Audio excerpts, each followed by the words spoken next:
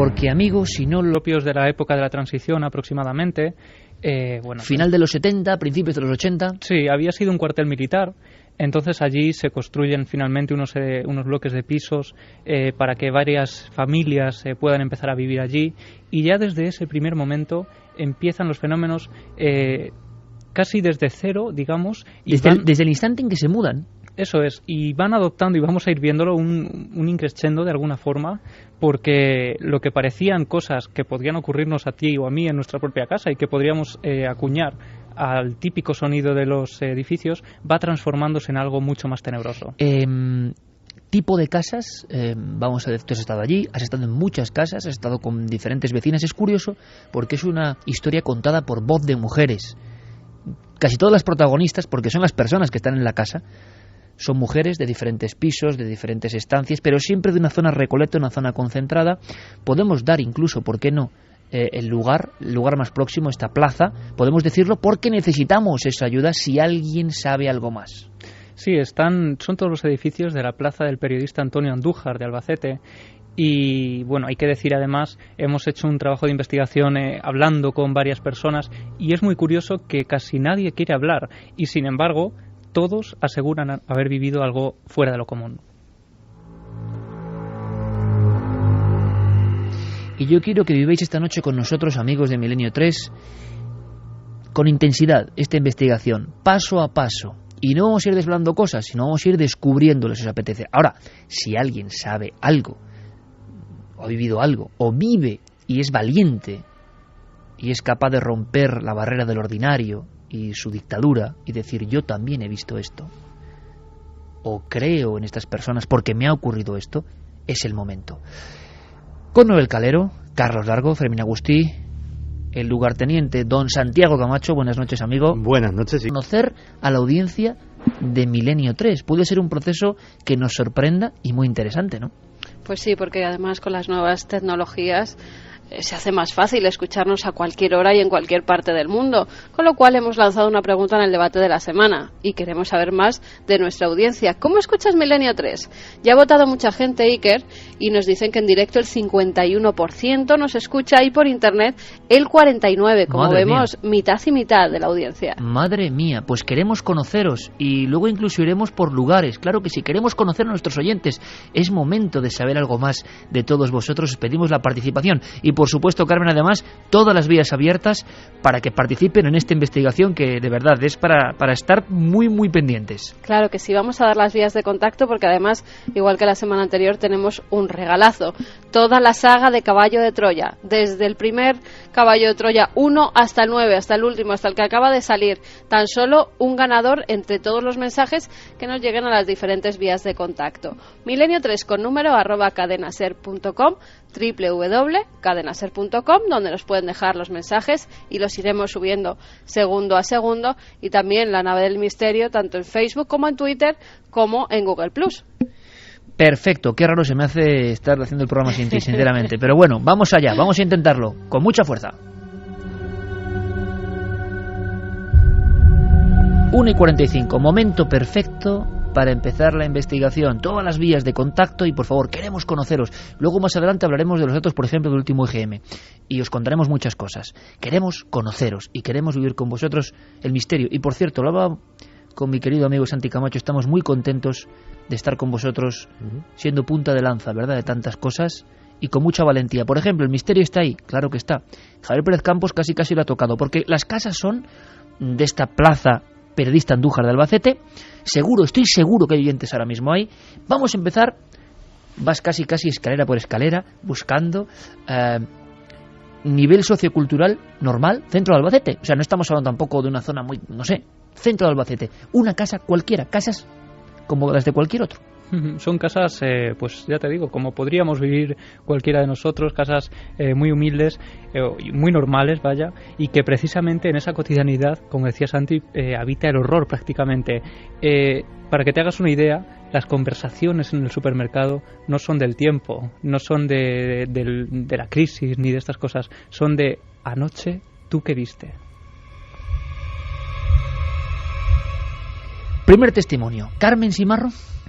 Cuéntanos. Vamos a escuchar a Carmen Simarro. Es una vecina que nos atendió amabilísimamente y a la que le damos las gracias por compartir de forma tan valiente y con tanta claridad su testimonio, que nos hablaba de cómo ya en los primeros días, después de la mudanza, empiezan a sentir, a notar cosas un poco fuera de lo normal. Por lo tanto, Javi, hablamos de un cambio a este lugar que antes era un cuartel y hace unos 30 años. Es decir, desde el primer instante empiezan a ver que en su casa nueva algo no va del todo bien.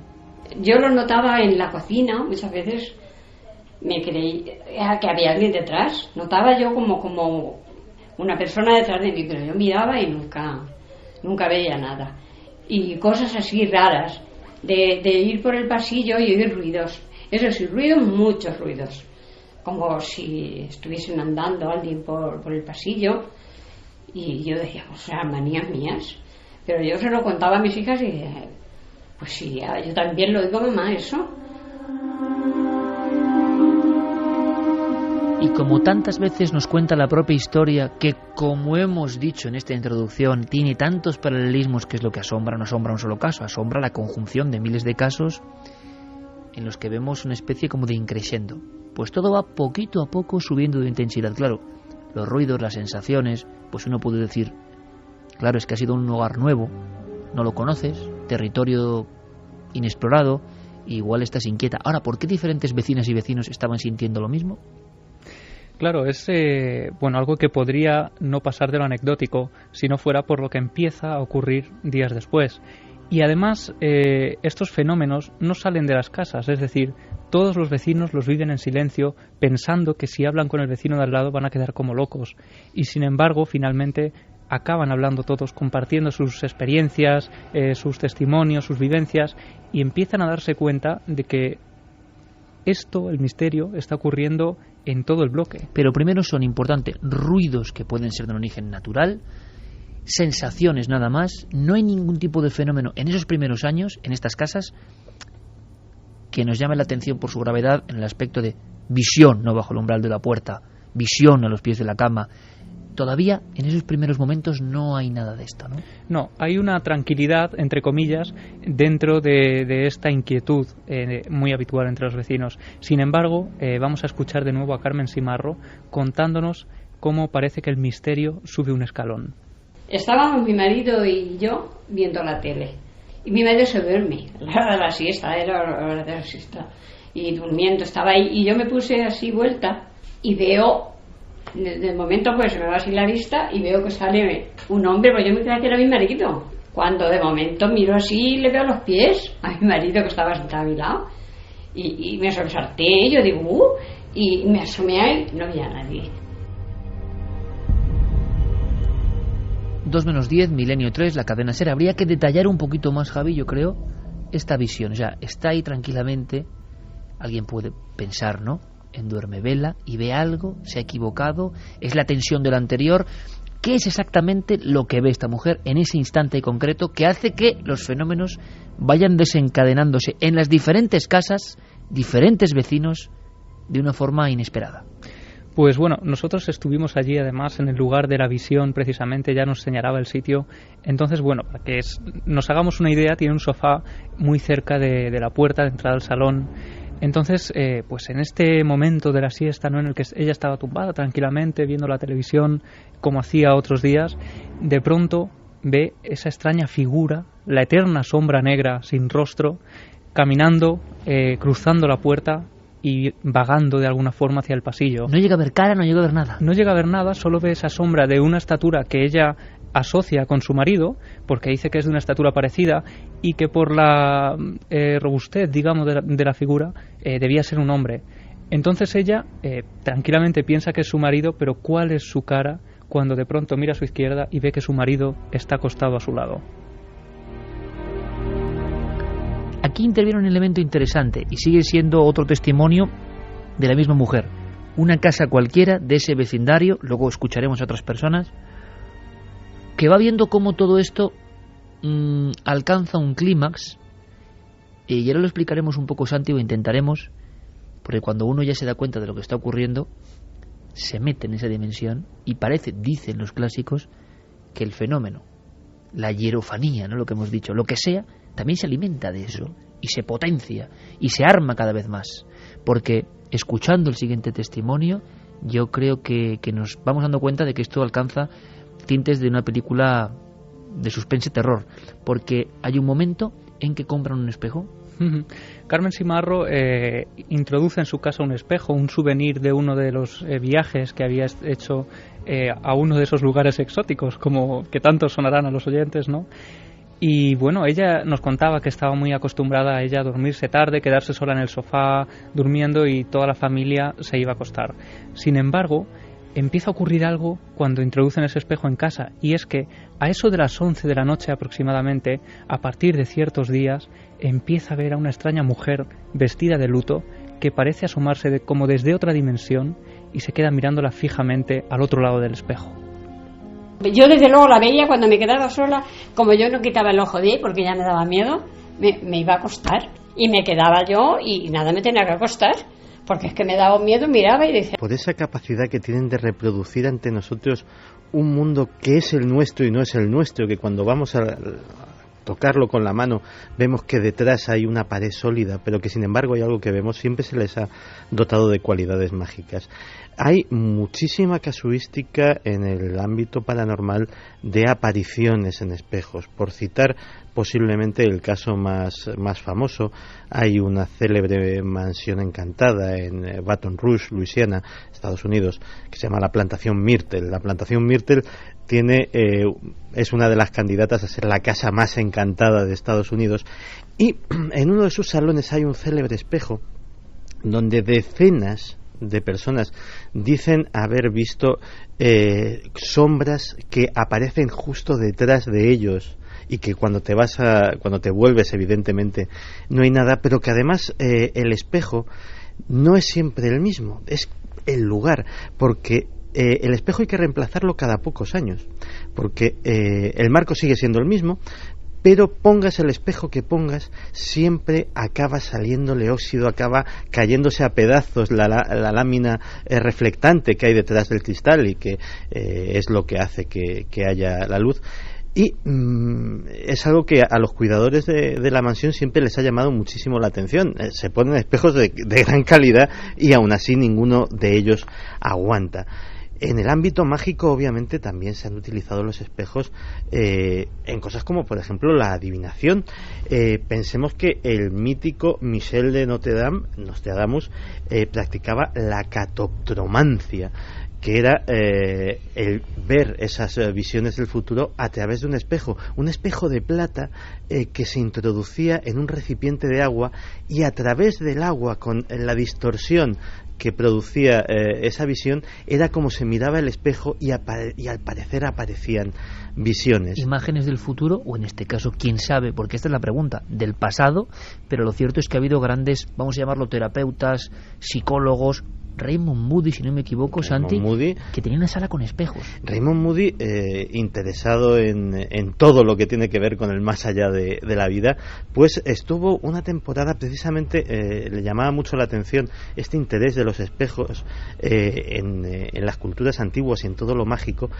Se hizo construir una sala absolutamente repleta de espejos, absolutamente recubierta, paredes, suelo y techo de espejo, donde introducía a sus sujetos para que describiesen sus sensaciones pasado un rato, y casi todos acababan teniendo visiones de un tipo u otro. Algunos, curiosamente, la gran mayoría, visiones de tipo positivo. Se sentían, como decían algunos de los sujetos, en comunión con los desencarnados, como si de alguna manera aquella sala se convirtiese en una burbuja más allá de nuestro mundo físico, y de alguna manera visitasen ese mundo de lo que hay más allá de las entidades físicas, y pudieran tocarlos y visitarlos.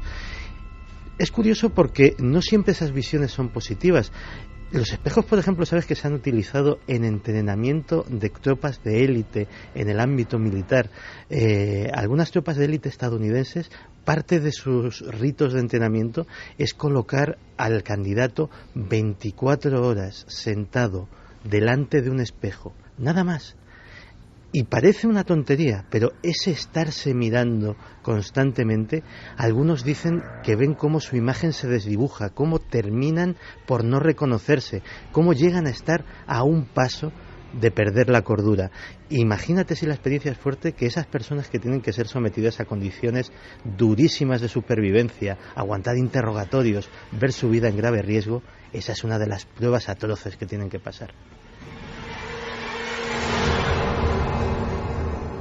El espejo, como un elemento. ¿Qué hicieron con el espejo, Javi? Pues con todo el dolor de su corazón prácticamente, porque era un regalo y que a ella le gustaba, tuvieron que romperlo y sacarlo de casa. Romperlo y sacarlo de casa. Madre, hija, otras personas habían asegurado que allí aparecía una mujer. El dato es una mujer de luto, unos 40 o 50 años, mirando inexpresivamente. ¿Tendrá algo que ver? Nuestra idea es ir dando datos y que seamos esta noche un poco todos detectives, que extraigamos conclusiones, porque creo que hay un final tremendo. Pero ahora, de momento, como es de ley, las noticias del misterio a las 2 en punto en la SER. La primera noticia de esta semana nos lleva hasta Módena, donde se ha hallado una necrópolis de cremación y un templo. Además, se han encontrado 3 esqueletos que no se habían quemado. Los primeros exámenes realizados en los huesos apuntan a que los 3 hombres podrían haber sufrido una muerte violenta, ya que uno de los esqueletos tenía el cráneo entre las piernas y cortes oblicuos. Además, se supone que fueron lanzados con un ladrillo en los pies a una zanja para ocultarlos. Las dataciones dan como resultado que podrían haber vivido entre el siglo I a.C. y el siglo I de nuestra era.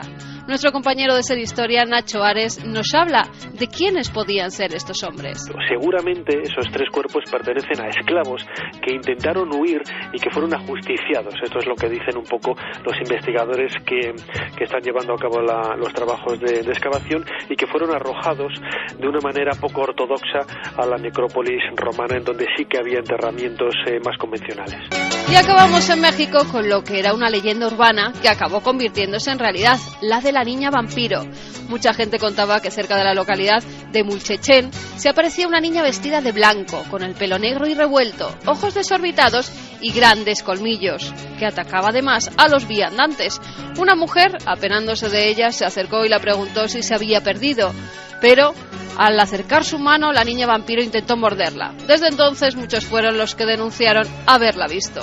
Ahora el periodista Julio Amer ha descubierto quién era en realidad la niña vampiro. Resultó que esa niña no era nada más que una niña perturbada de sus facultades mentales, que se había perdido de su casa en esa comisaría y se escondía en el día en el monte y en la noche salía a buscar qué comer.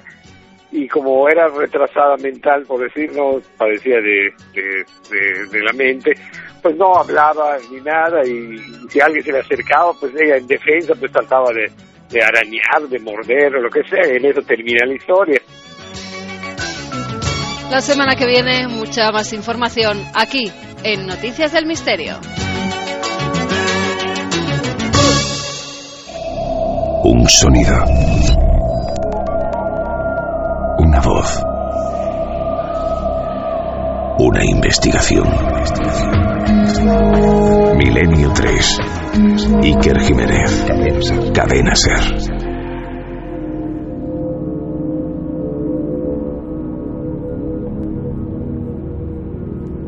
Las noticias del misterio terminaban con una leyenda basada evidentemente en hechos reales, con una de las cosas más incomprensibles, incoherentes en su propia naturaleza, pero que efectivamente son un auténtico icono del miedo, que es niño fantasma, niño extraño.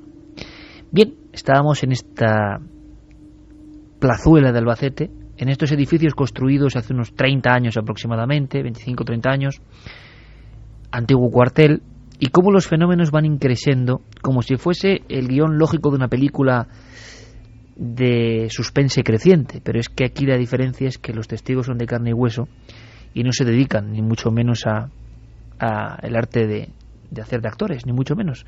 Son personas con vidas normales que en cierto momento empiezan a preocuparse, y creo que es natural. Otra vecina, Carmen García, otra persona, habla sin tapujos, y esto yo creo que es como para escucharlo con muchísima atención, de este factor. Javi, haznos tú un poco de antesala. Niños, ¿en qué momento? Estamos hablando de que todo esto son capas de tiempo, ¿no? O sea, no todo ocurre en el formato que estamos ahora comentando, tan rápido, tan unido. Pasan épocas entre unos fenómenos y otros que van como cogiendo forma, ¿no? Sí, como decíamos, es un increscendo, como si el misterio fuera subiendo esos escalones de estos edificios, ¿no? Y bueno, además, este caso de las visiones de niños es muy curioso y yo diría incluso que determinante, porque le ocurre a varios vecinos de forma aislada, que no se conocen prácticamente siquiera entre ellos y que luego, por intermediación de otros vecinos, cuando ellos acaban hablando de este tema, mira lo que me ha ocurrido, a corazón abierto, les cuentan, pues sabes que en el bloque de enfrente ha ocurrido también algo parecido.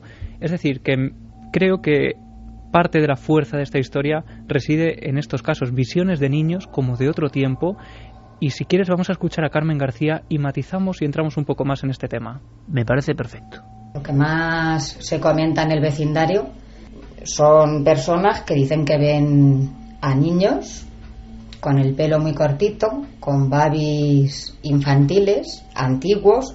Por lo visto les llega el babi por aquí, más o menos, y lo que son zapatos y los pies no se llegan a... no los ven. Y los ven como recortes sin volumen. Y se oyen las risas, pero no hablan. Golpean los cristales, corretean por el pasillo, como jugando. Resulta muy curioso porque todo tiene un nexo, todo tiene, nunca mejor dicho, una especie de cordón umbilical que une estas historias. La semana pasada, nuestro compañero Carlos Largo nos sorprendía con una historia que tenía que ver con un testigo que a las afueras de Barcelona se encontraba con una visión como de niños, con el pelo, el traje, pues muy parecido, corriendo en una especie de hilera y que desaparecían. En este caso estamos analizando una visión, otro testimonio tan gráfico, tan bien contado, con tanto detalle, que ya se ve la cercanía del fenómeno. Es decir, cuando aparecen estas figuras de niños, estamos hablando de dentro de las casas modernas. Y queremos saber más. ¿En qué circunstancias? ¿En qué momentos? ¿Cómo los ven? ¿Y a qué distancia? Es muy curioso porque aseguran verlos tanto de día como de noche. No es la visión de película de terror, sino como hablamos en esta noche de lo cotidiano, ¿no? Del terror en lo habitual. Hablaban de detalles, nos decían, por ejemplo, tengo aquí apuntado que eran como 2D, en 2 dimensiones. Niños, además, que también aparecían como en blanco y negro, con su rostro desdibujado, no se les veía bien pues cómo eran sus rasgos faciales, y aparecían en situaciones muy diferentes. Una de ellas, la que a mí más me inquietó, es, claro, a mí me lo contaron en ese angosto pasillo, un pasillo larguísimo, muy oscuro, lleno de ventanas que dan a un patio, y aseguraban de estar comiendo o cenando en ese patio, mirar hacia un lado, ver cómo las cortinas de su pasillo se están moviendo solas. Entonces de repente veían a ese grupo de niños que, muy curioso, siempre aparecían en grupo, como jugando.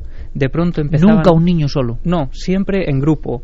Llamaban de pronto a los cristales, empezaban a golpear con fuerza los cristales y desaparecían corriendo en la inmensidad de ese pasillo. Pero vamos a ver, me estás hablando de que desde el patio, viendo el propio interior de tu casa, analicemos la escena, la familia tiene ese patio interior, está comiendo o cenando en ese patio, dentro de la casa ya no hay nadie, el pasillo circunda la propia zona, y ellos ven que de repente hay alguien dentro de casa o que se mueven las cortinas, y luego ven a los niños. E incluso en más de una ocasión han llegado a correr hacia el interior de la casa para ver quién eran esos niños, si era alguien que se estaba colando dentro de sus casas fruto de alguna gamberrada, ¿no?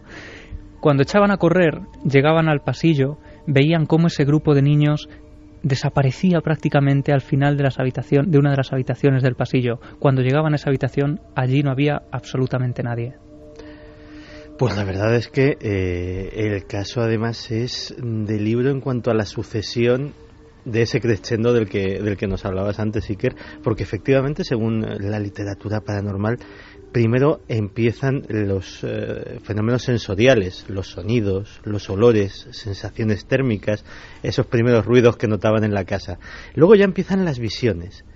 Luego esas visiones... Es una segunda fase, ¿no? Esto nunca se ha analizado, yo creo, por fases, pero la segunda fase sería esa, Sí, ¿no? hay literatura al respecto, hay 5 fases. Vaya. Hay 5 fases. La primera es la de las sensaciones y además es un calendario, o sea, van cronológicamente. La segunda es las sensaciones audiovisuales, en cuanto a que empiezas a ver figuras.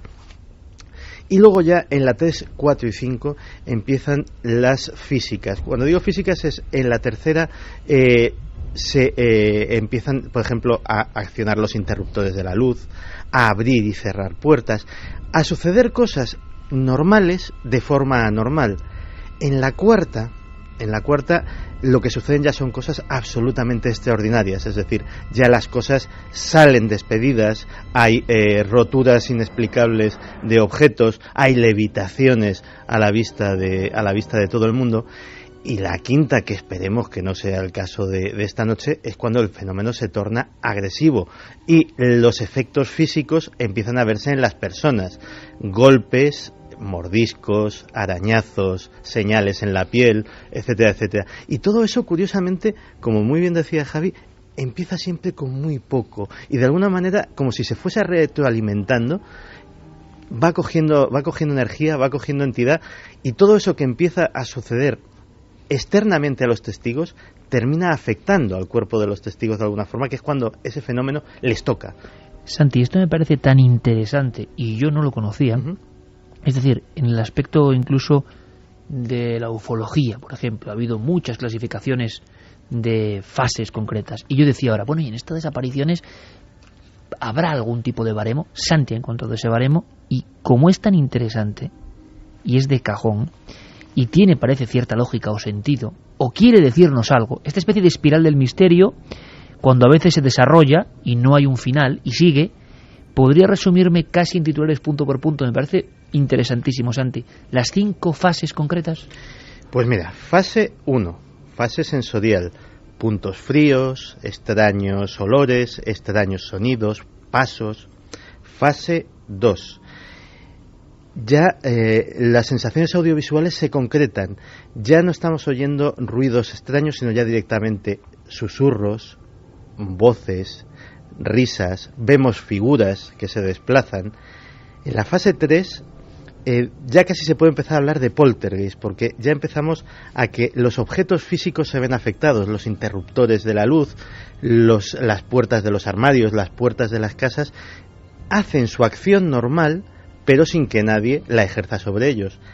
En la fase 4 se avanza, gana ímpetu el fenómeno, y empiezan a moverse objetos solos, a incluso salir despedidos, volar, aparecer y desaparecer objetos misteriosamente. Lo típico, que lo dejas algo encima de una mesa, te vuelves y ya no está.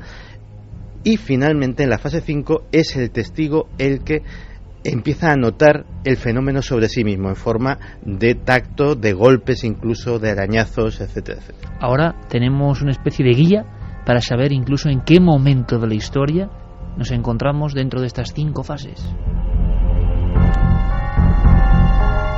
Son las 2:15, conectamos con Carmen para saber si esa llamada de atención que hemos lanzado en torno a este lugar concreto de la capital de Albacete ha tenido un eco, tiene una respuesta. Hay personas que dicen que pasan cosas, personas que pueden opinar completamente a la contra. En el fondo, si este tema está ahí, presente. ¿Está presente, Carmen, el tema o no? Pues sí, parece que está presente. Incluso tenemos vecinos de la zona. A mí, con las descripciones que estabais viendo, se me estaba poniendo la carne de gallina, porque además me estaba imaginando, ¿os acordáis de la película El espinazo del diablo? Totalmente. Esos niños en blanco y negro desdibujados. Mira, te quería preguntar además, como tú estás en una especie de mini estudio, que es un despacho muy grande, lleno de miles de libros, te imagino con no mucha luz, con 2 perritos guardianes. Completamente apagada. Con 2 perritos guardianes, eso sí. Pero claro, encima, es que no sabéis cómo es la biblioteca de Carmen. Libros antiquísimos de demonología, de apariciones, de lo místico. Y yo le preguntaba hoy, ¿cómo será, verdad, hacer radio con un micrófono, unos cascos, escuchar el programa desde dentro y desde fuera al mismo tiempo, y no como aquí, sino rodeada de esos objetos de poder que son los libros? Y estos fenómenos, esta sensación, imagino que tiene un pozo muy especial, y yo no sé en qué fase estaremos, pero pero tiene que vivirse de una manera muy especial, ¿verdad?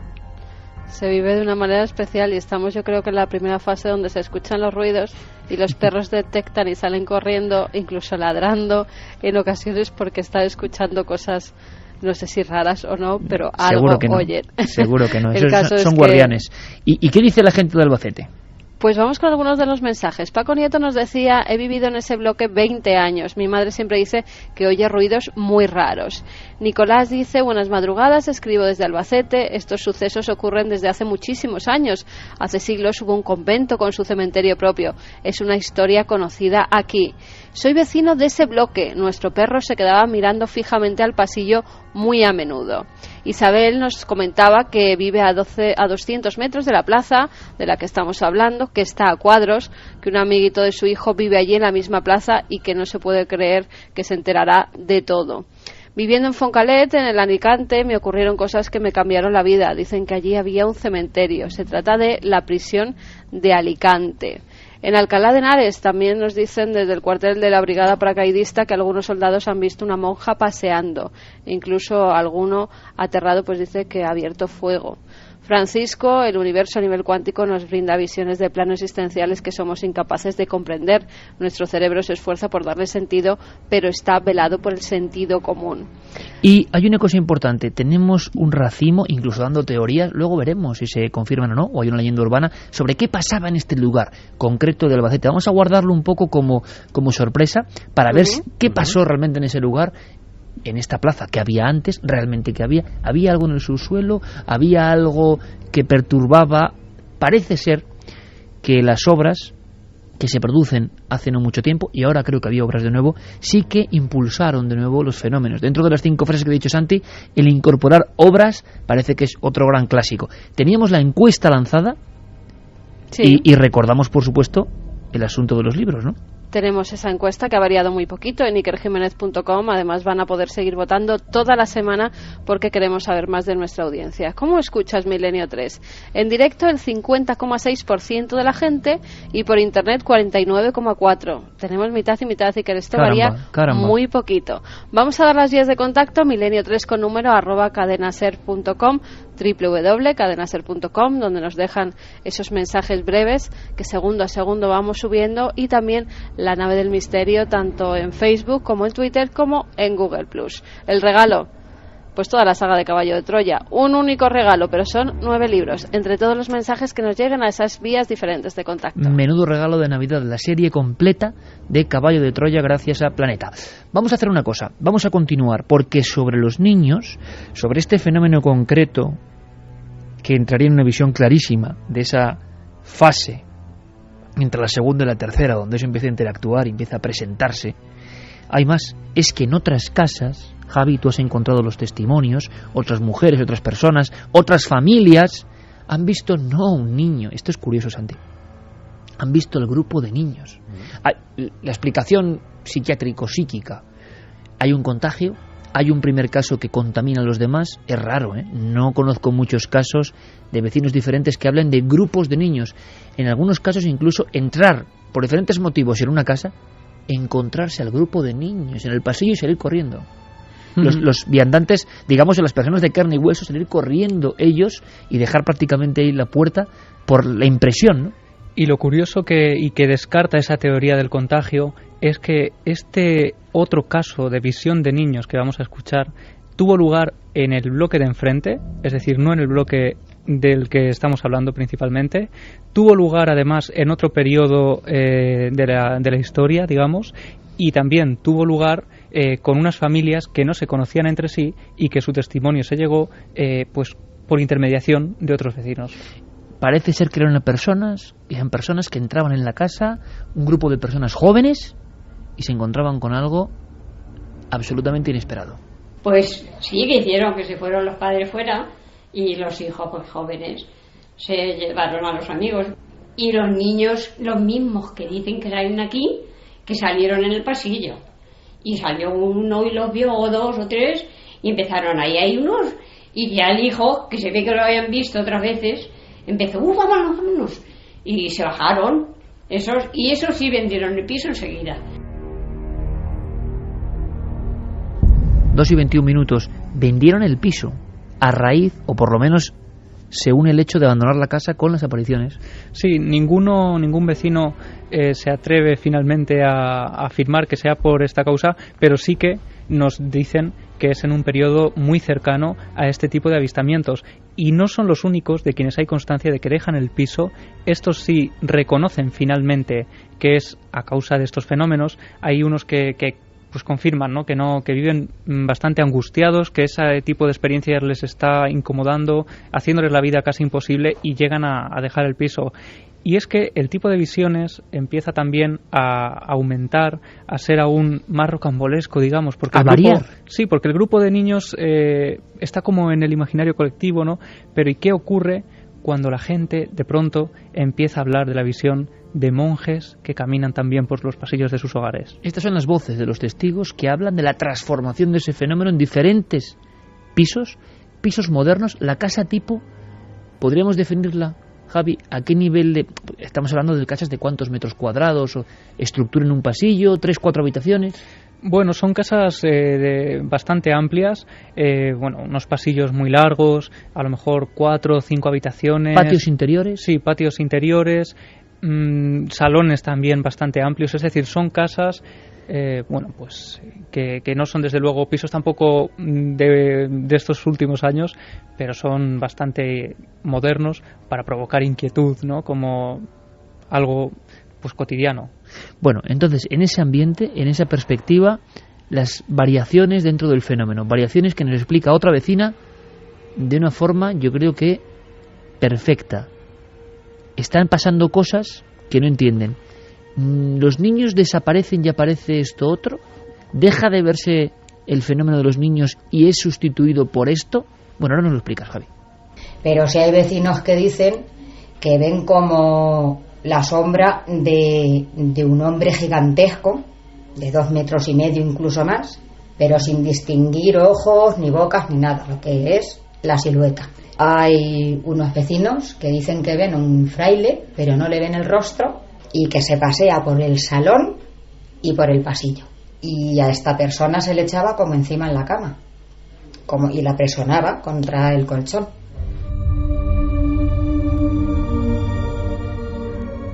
Aquí acabamos de hacer alusión a otro clásico, y sería la última fase. El fenómeno Santi interactúa con las personas. Muchos psiquiatras hablarán de, y vamos a hacer un dossier sobre eso, parálisis del sueño, terror nocturno. Pero ¿qué definición? Albacete, una casa normal, un vecindario normal, un fraile, la imagen de un fraile, y que una de las vecinas decía que había notado cómo en la habitación presionaba contra la cama a la persona. Todo un clásico. Todo un clásico que me ha descuadrado toda la imagen que tenía del caso, porque claro, cuando yo iba a hablar de niños, de frailes, me imaginaba lo que se viene siendo un espectro, que a diferencia de un fantasma, digamos que el espectro es un fragmento de película que sucede delante de los ojos del testigo, que va a lo suyo, que no interactúa, no parece darse cuenta de la presencia del testigo, parece como un momento congelado de una vida remota. Pero evidentemente interactuar, y de esa forma además tan terrible, ya nos dice cosas muy diferentes. Y hay una pregunta que además yo siempre me he hecho y que algún día deberíamos, si no intentar explicar, por lo menos tratar de alguna forma. Y es, en toda la casuística de apariciones que hay y que hemos tratado aquí a lo largo de todos estos años, ¿por qué hay un porcentaje tan altísimo de religiosos y religiosas, de monjes y monjas? ¿Qué sucede con esas personas? Que a lo mejor ¿tuvieron en vida algo especial? Claro, a lo mejor la forma de vivir, de llevar a cabo una espiritualidad muy especial, de sentir la existencia de una forma... Qué interesante, Santi, porque es verdad, claro, que la casuística es amplísima, mucho más que figuras normales. Sí, o sea, las figuras de religiosos y religiosas son un auténtico clásico. Por poner un ejemplo, hospitales encantados hemos tenido a decenas y hemos tratado en estos años, pues como para hacer un monográfico largo. ¿Por qué la inmensa mayoría de los fantasmas que se ven allí son de monjas? No son de médicos, no son de enfermeras, no son de celadores, ni siquiera de pacientes. Son de monjas. Es Qué buena pregunta. Uno de esos detalles que siempre me ha llamado vivamente la atención. Qué buena pregunta. Personas que viviendo de alguna forma cerca de lo espiritual quedan ahí, no sé, es un enigma tremendo, pero mira, por ejemplo, Carmen, yo os lo digo, sé que exactamente en su lado derecho tiene ahora varias estanterías llenas de libros antiquísimos donde se habla de apariciones. Yo no sé si en alguna ocasión, yo no recuerdo, la aparición sí, por supuesto, de un fraile, de una figura con un traje talar, clásico absolutamente, pero que esa figura esté relacionada con miedo nocturno o con parálisis del sueño, que es esa sensación de que te ahogan en la cama, que te presionan contra la cama. Yo no sé si tú en tu casuística de libros que hablan de apariciones místicas o visiones de los místicos, que parece que se abren a un mundo donde luego todo esto es posible, pero no recuerdo figura de religioso que se aproxime a la alcoba y presione a la persona. ¿Crees que hay algo? No, yo creo que los místicos son más figuras demoníacas las que se aproximan a los lechos, a las camas, a las celdas de estas personas y las que las atacan en determinado momento, pero que yo recuerde ahora mismo figuras de frailes o de apariciones, que los mismos conventos se aparezcan a otros, pues no. Javi, se solapan los fenómenos, es decir, dejan de aparecer los niños y luego va esto que parece como mucho más oscuro, o se intercala todo esto y muchos vecinos van viendo diferentes fenómenos de esa misma película. Es que es bastante complicado porque, claro, no todos han hablado a la vez. Poco a poco algunos se han ido animando y probablemente a partir de esta noche muchos otros sigan animándose a contarnos cosas. Por eso es muy difícil ordenar cronológicamente todos estos fenómenos. Parece ser que han ocurrido simultáneamente y que en cada casa hay algunas en las que se mezclan los fenómenos, pero donde aparecen los niños suelen ser los niños los que aparecen. Y en la casa donde aparece, por ejemplo, esta figura de un monje que también además describen con una especie de hábito marrón, con su gran capucha puesta también sobre la cabeza, ellos aseguran que eso es lo que ven.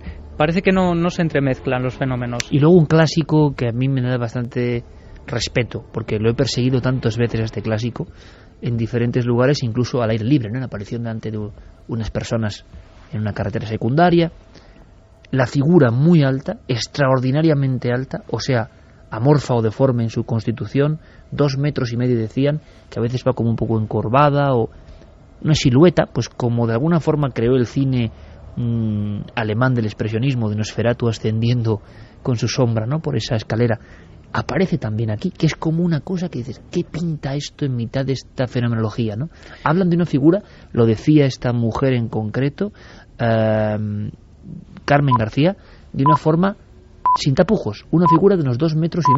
Eso es lo que además aseguraban muchos vecinos haber visto. Y a ella le iban contando todos estos testimonios, ella los iba recogiendo. Se convirtió un poco en reportera en el aspecto, ¿no?, de que iban negándole testimonios. Claro, y ella no esperaba ni mucho menos vivir algo así. Ella, había escuchado los sonidos, había tenido esas experiencias de cambios de objetos de lugar y cosas así.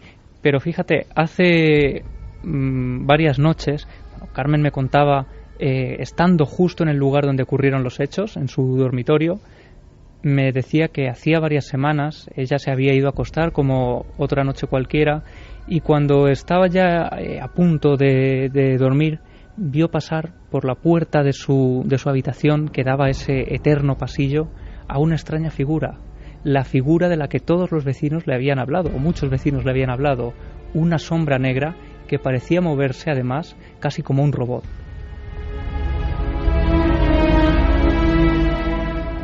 Y llega un momento que esta mujer, que es un peldaño más valiente que los demás, hay que decir, o arrojada, le dicen, y estamos hablando de final de los 80 en este caso, es un momento de verdad, Santi, además donde las psicofonías empiezan a pegar fuerte, se empieza a divulgar, que con uno de esos viejos cassettes de doble petina intente grabar. Y pasan cosas. Ella lleva a cabo una investigación, además nos decía que sin mucho conocimiento sobre el tema, y lleva a cabo, es muy interesante lo que hace, porque lleva a cabo investigaciones de diverso tipo, tanto antropológico como histórico como paranormal, por lo que está viviendo. En este caso por ser testigo y querer saber. Claro. No sin ningún afán de divulgar o de... No, ella simplemente quería dar respuesta y decía que tenía la leve sospecha o la inquietud de que allí tenía que haber algo, porque todo aquello no era para nada normal. Por lo tanto, pues lleva a cabo una de esas sesiones de psicofónicas para intentar captar algo, y si quieres vamos a escuchar a Carmen García contándonos. Hemos grabado psicofonías de una manera así muy...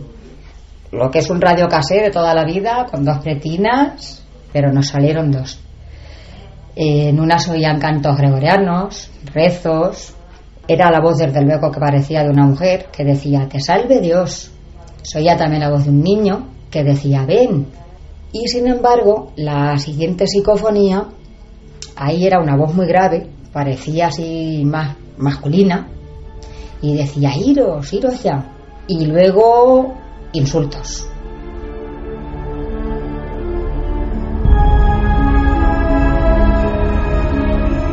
Por desgracia no tenemos muestra de ese fragmento de cassette en concreto. Han pasado muchos años y ellos confirman, una de las familias confirma que esto se grabó. Lo confirman además tanto esta persona, Carmen García, como su madre, como varios testigos que estaban allí, que habían escuchado las cintas. Finalmente, pues esas grabaciones desaparecieron, por desgracia, y no tenemos acceso a ellas. Tenemos que confiar en el testimonio tanto de ella como de varias otras personas con las que hemos hablado. Toda esta panoplia que diría Santiago Camacho está ahí. Y además a veces las psicofonías, sea lo que sean las psicofonías, que yo no sé lo que es, registran en ocasiones en un mismo lugar, por lo que parece, también esa amplia variedad de mundos en las mismas grabaciones. Sí. Y además que si esto es así, no lo pongo en duda, como lo relata la testigo, señalar, como sabemos todos los que hemos hecho la experiencia alguna vez, que esto de la psicofonía no es ni mucho menos llegar, besar el santo y que te salga una voz, un gregoriano o un señor diciendo que te vayas o cualquier otra cosa, sino que es largo, tedioso, a veces salen voces o fenómenos o sonidos que son difíciles de identificar.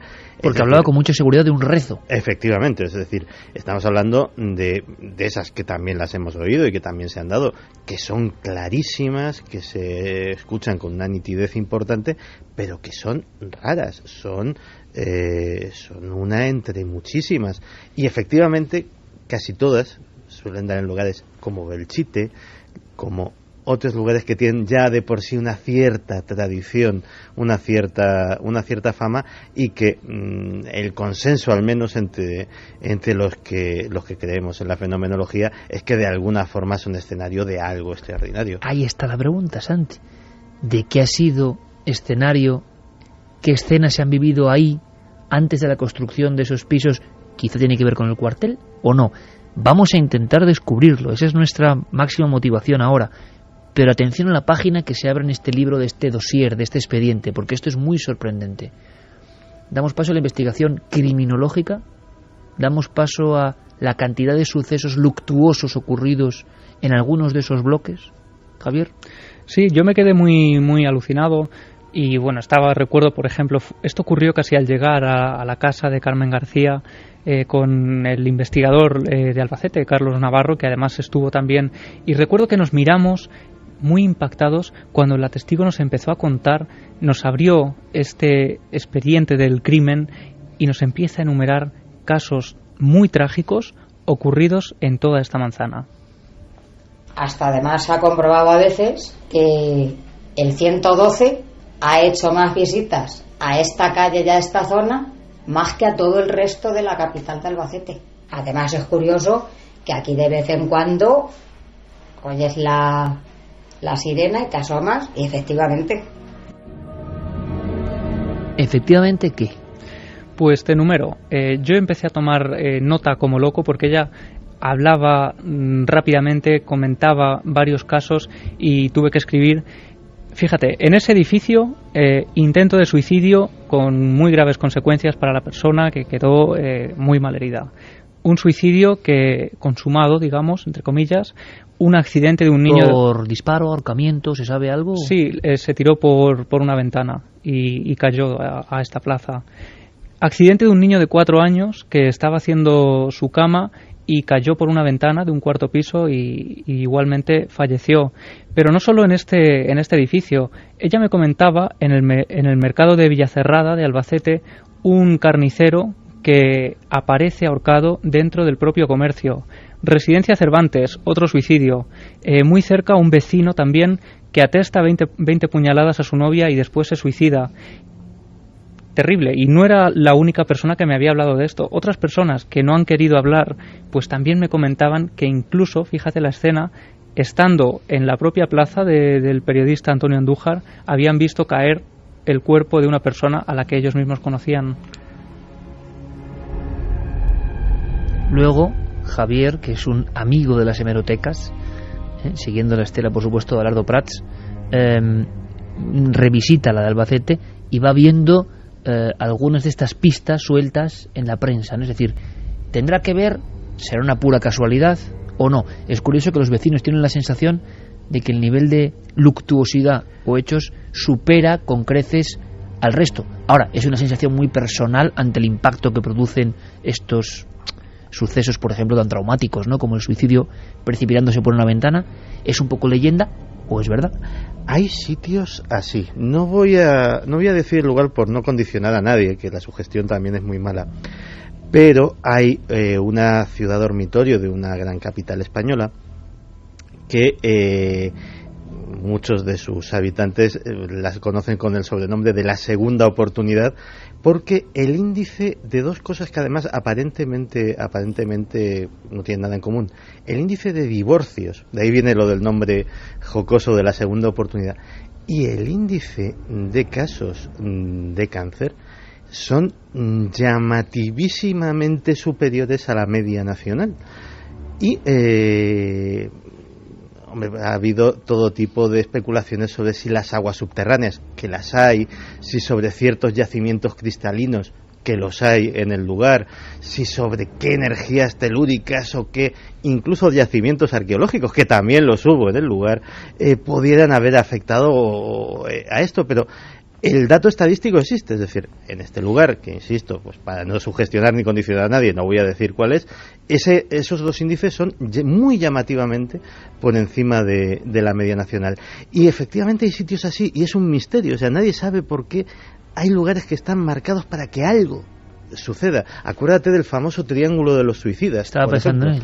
Eso sí iba a decir yo también, los árboles donde se suicidan familias enteras. Y además eso también es un misterio, que uno tras otro en la zona de los Alcalá familiares Real. Exactamente, los familiares además eligen las mismas ramas de los mismos árboles para quitarse la vida. Y que es un incremento, no tengo ahora vuela pluma el dato concreto, hicimos el reportaje en su día, pero como que cuadruplicaba o quintuplicaba a nivel mundial y además luego entrevistando a las personas, y es un tema muy delicado, pero que sentían un impulso, ¿verdad? ¿Te acuerdas? Sentían un impulso y personas sin ningún problema se iban al olivo y se ahorcaban. O el bosque de los suicidios, del que hablamos, donde iba la gente a perderse y a suicidarse de todas las maneras posibles, y se encontraban restos cada 2 por 3 de gente que se había quitado allí la vida. Vamos a ver si ahora en unos minutos tenemos más datos de gente que conoce cosas, porque Javier Pérez Campos se ha encontrado, como siempre, con la dualidad que hemos expresado al principio: la valentía solo de algunos testigos, que incluso recogen testimonios, y la cerrazón en ocasiones, el mejor no hablar de esto, el apartarlo, aunque uno incluso lo sufra, porque hay cosas que deben quedar bajo la alfombra, ¿no? Nuestra obligación, evidentemente, es sacar todo esto a la luz para saber más. Pero es que, atención, aquí hay un giro muy importante. Aquí hay un giro muy importante en este preciso instante. Acude nuestro compañero hasta la alcaldesa de Albacete para saber más de algunas cosas. Hay que investigar en ese emplazamiento, Javi. Sí, vamos a escuchar ahora después a la alcaldesa de Albacete hablando para varios medios de comunicación sobre algo que había ocurrido. Si quieres, antes de todo, para que la gente entienda esas declaraciones, te leo algunos titulares de prensa. Venga. Del 18 de agosto de 2010, el día de Albacete. Las obras destapan un yacimiento arqueológico en pleno centro. Al parecer, estaban llevándose a cabo unas excavaciones para el soterramiento de unos contenedores y ahí es cuando llegó la sorpresa. Aparecen unos huesos. El día 19 de agosto de 2010, hallados los restos de un convento del siglo XV. El pueblo de Albacete, 19 de agosto de 2010. ¿Del siglo XV? Los restos de la plaza periodista Antonio Andújar son humanos. La Tribuna de Albacete, 19 de agosto de 2010, un estudio arqueológico fechará los restos humanos hallados.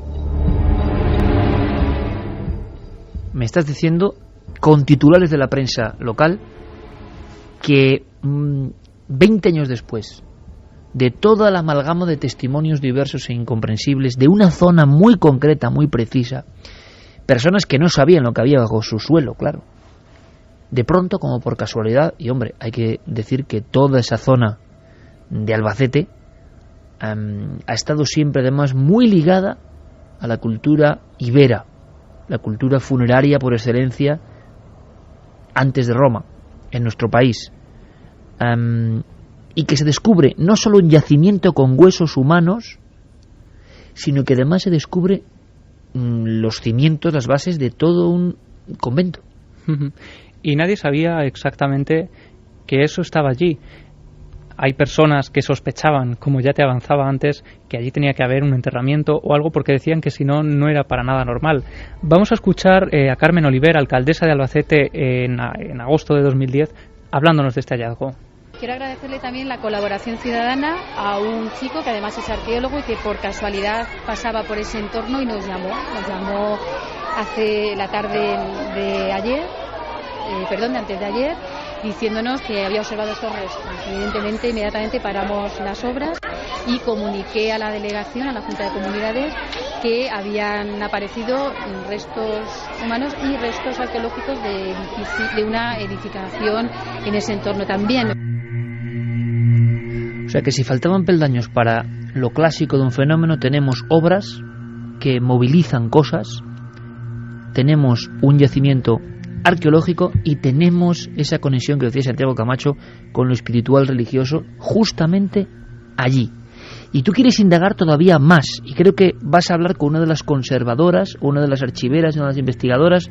Cuéntamelo tú, Javier, porque es que hubo más cosas, hay que saber más de ese emplazamiento. ¿Tendrá que ver con la visión de un fraile, o es que la visión de ese fraile o esas figuras de monje son tan arquetípicas, están tan dentro de nosotros que no tienen que ver? O sí, o es curioso que esté justo apareciendo eso sobre el vertical de esos hallazgos. Vas a saber más con especialistas. Sí, acudimos, este era ya el último paso de la investigación, acudir al archivo histórico para ver sobre el terreno mapas de la zona. Y ¿Los tienes ahí? Aquí los tenemos, mapas de 1700, mapas de 1800. Para que te hagas una idea, Plaza Periodista Antonio Andújar, año 2011, en esa misma zona, en el siglo XV, convento de San Francisco, monjes franciscanos, túnicas marrones y enterramientos en la zona. ¿Cómo puede ser posible una carambola de este tipo, no? Es mucha carambola, puede ser, pero es tremenda. No, mucha casualidad me parece, efectivamente. O sea, 20 años antes las personas en esos pisos nuevos, sin saber nada de la historia, hablaban de los monjes con hábito marrón. Hablaban, y además, fíjate, antes cuando decías que si podía haber sido un fenómeno de contagio psicológico de alguna forma, eso no es así. Eso, cuando alguien en un vecindario, y alguno a lo mejor de nuestros oyentes tiene la amarga experiencia, dice, no, pues yo en mi casa pasan cosas raras. Es muy raro que alguien te diga en la mía también, sino que venga. Más bien, tú estás loco. Efectivamente. No es un fenómeno normal el de que de repente se vaya sumando la gente a la moda de ver cosas en casa. Con lo cual, efectivamente, la carambola es muy, muy, muy llamativa. Si aún quedaban cabos sueltos, te digo más. Aquí podemos, de alguna forma, emplazar las visiones de frailes que tendrían un sentido en esta historia tan tremenda. Pero ¿y qué pasa con las visiones de los niños? Pues Albacete, 1700, justo frente al convento de San Francisco, tenemos otro convento de monjas franciscas. En la misma plaza. 1912, en ese mismo emplazamiento, aparece ese edificio, pero con una única palabra que parece dar aún más sentido a toda la historia: hospicio.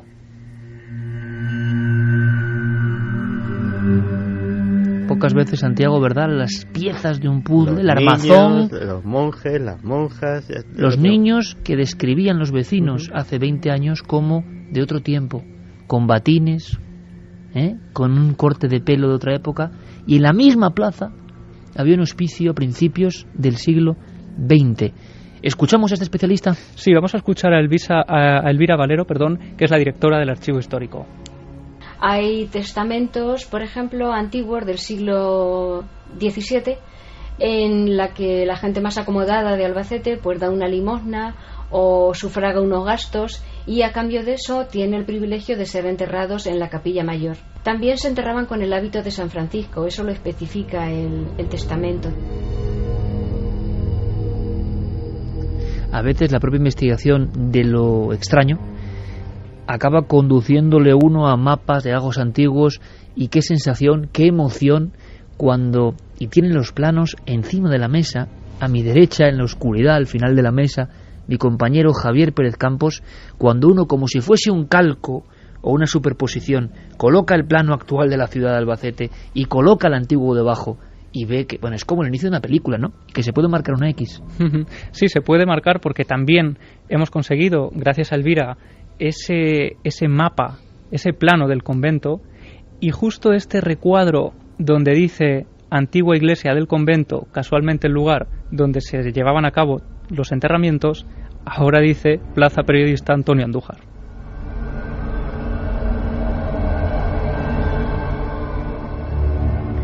Pues yo, ¿qué quieres que te diga, amigo? Me quito el sombrero, y eso que has tenido, como tantas otras veces, la dificultad del no, esto no puede salir de aquí, y ahora cada uno que piense libremente lo que le dé la gana, que nosotros también pensaremos lo que nos da la gana. ¿Qué ocurre? Que la superposición, como en ese viejo libro de la historia, algo debe querer decirnos. Santi ha lanzado, dando un paso más, no solo comentando la casuística, sino lanzando una pregunta casi filosófica. ¿Por qué la cantidad de personas que tienen que ver con el ámbito religioso apareciéndose? ¿Qué poder hay ahí? ¿Qué columna hay ahí distinta? ¿Por qué la sociedad, el pensamiento, lo que se ha convocado ahí, y cada uno que piense libremente, permanece? Porque podría ser muy injusto que personas de una vida espiritual de alguna forma estén más propensas a quedarse en algún sitio. Podríamos verlo así desde fuera, muy sencillamente y muy banalmente seguramente, pero algo ocurre, o al revés, la elevación de ese tipo de personas, de ese tipo de mística, de ese tipo de espiritualidad, hace que se quede ahí. Bueno, casos paralelos tendríamos, como decía antes Santiago Camacho, para varios dossiers. De los más desconocidos, y que son como un calco de este, en la calle Aníbal de Linares, en el año 95, hubo una serie de alaridos terribles, una serie de sonidos como de un agonizante, una investigación policial, intervención de las fuerzas de seguridad, provincia de Jaén. Y es curioso, Albacete, Jaén y toda la zona antigua de los íberos, turdetanos, yacimiento arqueológico con huesos bajo justo las casas donde esto ocurría. ¿Es suficiente que un yacimiento esté ahí debajo para darle una significación a un fenómeno? No, pero es una constante que tiene que hacernos pensar. Sí. En Cádiz, 1980, una barriada bastante humilde de las afueras de Cádiz sufre fenómenos parecidos a estos, algunos muy visuales. Por ejemplo, decían la aparición de un niño al final de un pasillo en una casa bastante humilde junto al balcón, mirando, un niño que evidentemente no existe, un niño que se disuelve, pero un niño que ven varias personas en diferentes pisos. Y luego, como ha comentado Santi, la panoplia casi completa de las 5 fases. Había un testimonio de alguien en la ducha, y a través de las cortinas de la ducha ver al niño dentro del baño, y no hay nadie. Resulta que hay unas obras para hacer un aparcamiento, y esas obras, las palas de las excavadoras se topan con algo que apareció y que tú has recuperado a doble página en los periódicos de Cádiz. Lo llamaron el sepulcro global de los niños. Se encuentra un cementerio fenicio con unas 80 tumbas de niños en diferentes posiciones, diferentes posturas, los huesos enteros, la posición a veces fetal, los las lápidas en forma redondeada, un extraño lugar, no se sabe si de enterramiento o de sacrificio, justo debajo de ese moderno bloque un tanto de características muy humildes, de realojamiento casi, encima de ese lugar. Y solo se descubre cuando las obras tocan la piedra antigua. Estos casos ocurren y pasan. Ahora, nuestros amigos, ahí está la investigación, y una investigación de libro realmente sorprendente, donde las haya. El puzzle como que se amolda, ¿no? La tuerca que entra perfectamente. ¿Nos contarán algo más los amigos de Milenio 3, Carmen? Pues sí, que nos cuentan muchos casos que han pasado en otras localidades. Luis No González, en la por zona ejemplo, no en esa zona, no tenemos en la más zona testimonios. tenían conocimiento de las obras que se habían realizado. Nos decían que, por ejemplo, posiblemente los restos son de monjes, ya que en esa plaza hubo un convento, nos lo decía O sea, Puchu, que esto lo sabía la desde gente, pero claro, Albacete. en el 2010 fue muy público, Claro, ¿no? Pero se no en el publicó. año 82, por ejemplo, cuando empezaron los fenómenos. Qué curioso. No, nos hablan siempre de las noticias que se publicaron a raíz de esas obras que se hicieron y del convento de San Francisco, que además, lo apuntabais antes, del siglo XV, el más antiguo, que se encuentra en Albacete. Nos escriben de allí diciendo que Miguel Ángel, por ejemplo, dice una cosita: Albacete fue una de las provincias que más fusilamientos tuvo en la guerra civil, no tendrá nada que ver, ¿no? Habéis apuntado que había un orfanato, ¿no? Ahí muy interesante, es anterior a la guerra civil, 1912 aparece en los planos de Javi, pero es muy interesante. Yo lo hablaba hace poco con dos buenos amigos, Alberto Cerezuela y Paco Pérez Caballero. Tendrá que llegar el día en que se aborde el tema de marcas de la guerra civil, pero no a nivel político, sino a nivel del misterio, ¿verdad? Efectivamente, porque hay supongo que muchos lugares donde hay cicatrices de uno y otro bando. En cada provincia hay un sitio donde se asimila misterio o se comenta misterio en trincheras, lugares de este tipo, ¿no? Sí, y de hecho, fíjate que estaba yo acordándome de una cosa que había mencionado alguna vez en este programa. No tiene que ver con la guerra civil, pero sí con esos lugares donde luego aparecen huesos. Fíjate que yo de mi infancia tengo dos recuerdos de dos sitios que me parecían especialmente oscuros y especialmente siniestros. Y mucho después me enteré de que debajo de esos lugares había enterramientos. Uno de ellos lo sigue teniendo todavía. Uno era el Galerías Preciados de Arapiles, de la calle Arapiles. Que encontraron 400 o 500 esqueletos allá abajo. A mí me llegaba a dar miedo de pequeño y me parecía, como en el siguiente sitio, donde todavía aún me lo parece, que la luz era como más tenue, como que había algo que se tragaba la claridad.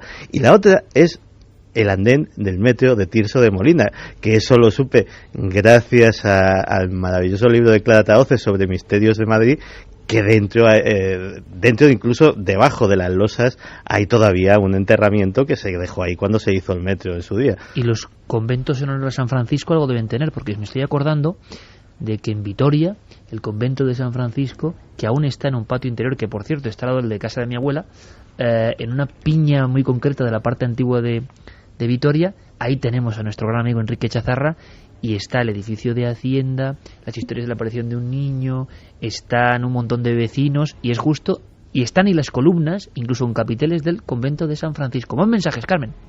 Pues mira, David Argudo dice: conozco el barrio y los pisos tienen patios interiores y largos pasillos. Me da repelús solo pensarlo. Sandra Argandoña Martínez dice que acaba de pasar por esa plaza ahora mismo, que bueno, que ha sentido un escalofrío, que no sabe si eso está muy bien, ¿eh? Escuchar este programa y pasar justo por ahí. El programa, o simplemente que esa plaza tiene una energía especial. Y como te comentaba, nos llegan casos, por ejemplo, de Ceuta Dina, que vivía junto a un colegio de monjas, y habiendo niebla, si nos acercábamos se oía un coro de niños jugando de noche junto a él, también un corro. Cuando nos alejábamos se callaban en plena noche. Bueno, hay que decir que esto es importante, Carmen, que por supuesto no hay que estigmatizar ni mucho menos que la gente es más, la gente es muy valiente y cuenta, es una zona como otra cualquiera, no hay que marcar ni tener ningún miedo. Ahora con el repelús del programa puede ser, pero que sobre todo lo que hay es gente valiente, hay que decirlo. Sí. Juan Antonio nos decía, en mi pueblo existe una casa que perdió un antepasado mío en una apuesta y en la que suceden sucesos del cuarto tipo, Santi apunta, que se han comentado. Se dice que hasta que no vuelva mi familia nadie podrá vivir allí. Yo estuve viviendo 6 meses en la Cartuja de Porta Coeli y por las noches escuchaba los pasos de unos zapatos que se acercaban a mi celda y se paraban delante de mi puerta y yo empezaba a rezar, nos lo comentaba Aitor. Luis V. González, buenas madrugadas, me llamo Luis y soy de Murcia. He vivido mi infancia en un edificio donde murió un niño delante de su hermano cayendo desde el piso donde yo vivía por el hueco del ascensor, cuando el edificio estaba todavía en construcción. He oído el grito todos esos años y mi madre ha pasado un calvario. Todavía ocurren cosas allí.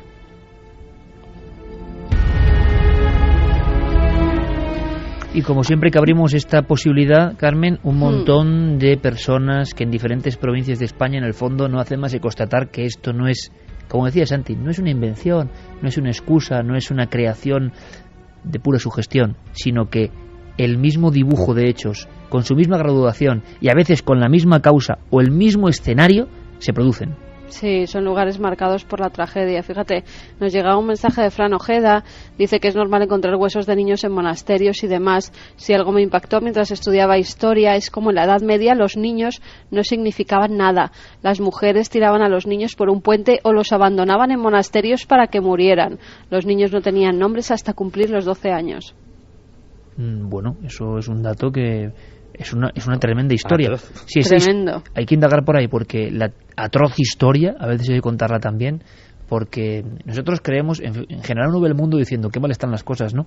Pero a veces no podemos ni imaginar lo que eran otros mundos mucho más, incluso insensibles en cierto momento. Mira, ha habido gente, Juan Antonio Barea, que ha estado en una librería que al parecer hay en esa misma plaza, es una tienda especializada en cómics, nos decía, que está situada justo en el sitio donde hablamos y que realmente pues que él se sentía mal, que al entrar en la tienda cuando su novia estaba mirando cosas, que él se tenía que salir a la calle porque notaba que le faltaba el aire en el interior y que un amigo que iba con él se salió porque le vio muy mala cara para preguntar qué pasaba. O sea, lugares donde la gente no está muy a gusto. Bueno, ¿y sugestión o algo más? Pues ahí dejamos la duda, pero desde luego el caso es como un perfecto encaje de bolillos. Gran investigación, compañero, habrá que seguir indagando. Si alguien es valiente, tiene toda la semana con las diferentes vías de contacto para escribirnos, porque Javier Pérez Campos, sabueso tras el misterio, continúa su investigación y conforme más testimonios, más cosas, más elementos,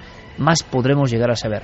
Javi, como siempre, muchísimas gracias. Gracias, Iker, y sirva esto para que la gente nos cuente más historias. Claro que sí, ese es nuestro objetivo. Un abrazo fuerte, compañero.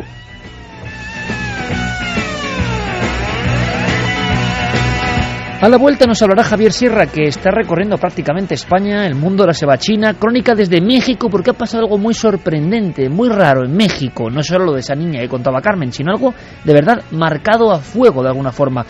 Tendremos, por supuesto, y además de una forma muy especial, otro testimonio, la noche es verdad que va un poco tétrica, otro testimonio raro que nos traen Fermín Agustí y Carlos Largo, o un par de testimonios, tiene que ver con bases aéreas, pero me ¿puedes decir algún titular? Mira, hay 3 titulares. La sección de conspiración de Santi Camacho hoy es triple, porque han pasado muchas cosas. ¿Me das el titular de solo una de ellas, por ejemplo? ¿Qué tal que Franklin Delano Roosevelt pudo saber con anticipación que el ataque a Pearl Harbor iba a suceder y no hizo nada?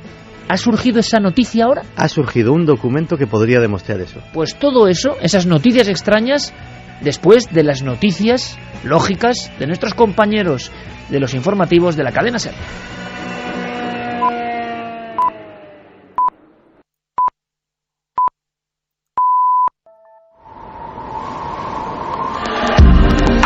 Nunca antes habías estado tan cerca de lo desconocido. Milenio 3. Cadena SER. Sí, además nos lo hacían saber a través de todas las plataformas, Iker. Muchos de ellos no solamente nos escuchan en directo, sino que luego repiten y reescuchan el programa a través de los podcasts y de otros medios que hay por la red. Así que fíjate, no solo nos escuchan, sino que repiten oyendo esos programas, además de, claro, de todos los que llevamos durante 10 años, que la gente dice que es que tiene los iPod, los iPad completamente llenos de todos los temas que tratamos. Pero claro que sí, nosotros intentaremos siempre dar lo mejor.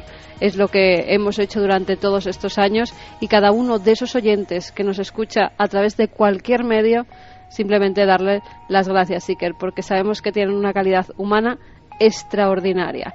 Y vamos ahora con los resultados de esa encuesta del debate de la semana en Milenio 3. Pueden seguir votando durante estos 7 días hasta que volvamos el próximo sábado, porque vamos a interesarnos por el medio en el que nos escuchan. ¿Cómo escuchas Milenio 3? Pues en directo ha bajado un poquito, 49,4%, y por internet 50,6%. Pero vamos, que es que está, yo creo que es de las encuestas más equilibradas que hemos tenido nunca. Sí, pero qué curioso, Carmen, que estemos hablando de esto y que de pronto, justo cuando estamos, yo sabes que las señales creo mucho en ellas, justo cuando estamos hablando de esto, internet se ponga por encima de la recepción en directo del programa. El mundo está cambiando. Quien no quiera verlo es su problema, y nosotros no nos vamos a quedar atrás. Eso desde luego, con un sinfín de cosas que nos emocionan, que están ahí, porque hay una cosa que es verdad: sería absurdo ser los mismos del 2002, ¿no? Sería absurdo, porque significaría Santiago Camacho, Carmen, Javi, Carlos, Noel, Fermín, Diego, Guillermo, Javier Sierra. Sería absurdo ser los mismos, porque es que no somos los mismos, porque hemos aprendido o desaprendido, pero nuestra experiencia vital, nuestra visión del misterio no puede ser la misma. No queremos estar siempre con las mismas cantinelas, queremos ampliar abanico. Siempre lo hemos hecho desde el principio, ampliar. Yo recuerdo muchos temas que eran criticados porque no eran misterio clásico. Pero oiga, ¿esto es un programa de misterios o qué? Oiga, si usted le quiere pasar miedo solo, este no es su programa. Eso está clarísimo, y lo he dicho yo durante años. Somos un grupo de soñadores, somos un grupo de personas que creemos en lo sagrado de la fantasía. Somos un grupo de personas a los que no nos han limado la imaginación. Somos un grupo de personas que queremos sentir la radio y aprender siempre, si es posible, de todas las sensaciones y conocimientos de esta realidad. Así que con todo eso, os digo una cosa, ¿por qué no? Con nacimiento, renacimiento y ilusión intactas, no, mucho más fuerte que antes incluso, esta nave prosigue, este Drakkar, esta especie de embarcación que no sabemos ni hacia dónde va, sigue con viento muy firme. Gracias por estar ahí, gracias por insuflar también energía en nuestras velas. Y como dudamos de todo y de todos, y como no tenemos ninguna verdad establecida, y como solo somos observadores, eso sí, parece mentira, ¿eh? Este pianista lleva una década prácticamente diciéndonos, solamente rasgando el aire con las teclas, que llega un momento en que la conspiración entra. Cuando la conspiración, yo recuerdo que no era ni tema del misterio prácticamente, porque no son temas del misterio, es actitudes ante las cosas. Y esta actitud que encarna Santiago Camacho y que comprendemos y continuamos es, oiga, esta realidad está compuesta de cosas que uno no se puede fiar de ellas 100%, que todo lo que era objetivo puede variar, que lo que se había dicho A resulta que será un expediente y es B, y nos pone en nuestro lugar. Conspiraciones, Santiago Camacho, y por si fuera poco, conspiración triple amigo.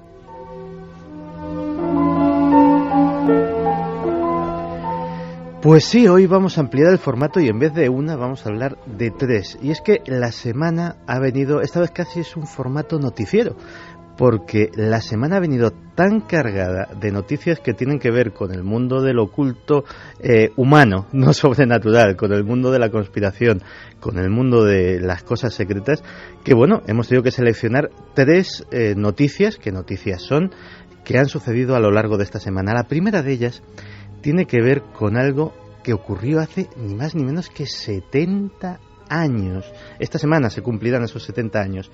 El 7 de diciembre de 1941 fue uno de esos días, pues como el 11S, como tantos otros, que cambiaron para siempre el curso de la humanidad.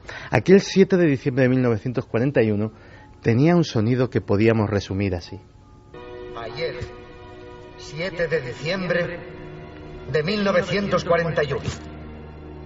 Una fecha que recordaremos con infamia, los Estados Unidos de América fueron repentina y deliberadamente atacados por fuerzas navales y aéreas del Imperio de Japón. Es evidente que la planificación del ataque comenzó hace muchas semanas. Por eso, aunque nos cueste mucho tiempo el superar esta premeditada invasión, el pueblo americano, utilizando justificadamente su poderío, conseguirá al final la victoria absoluta.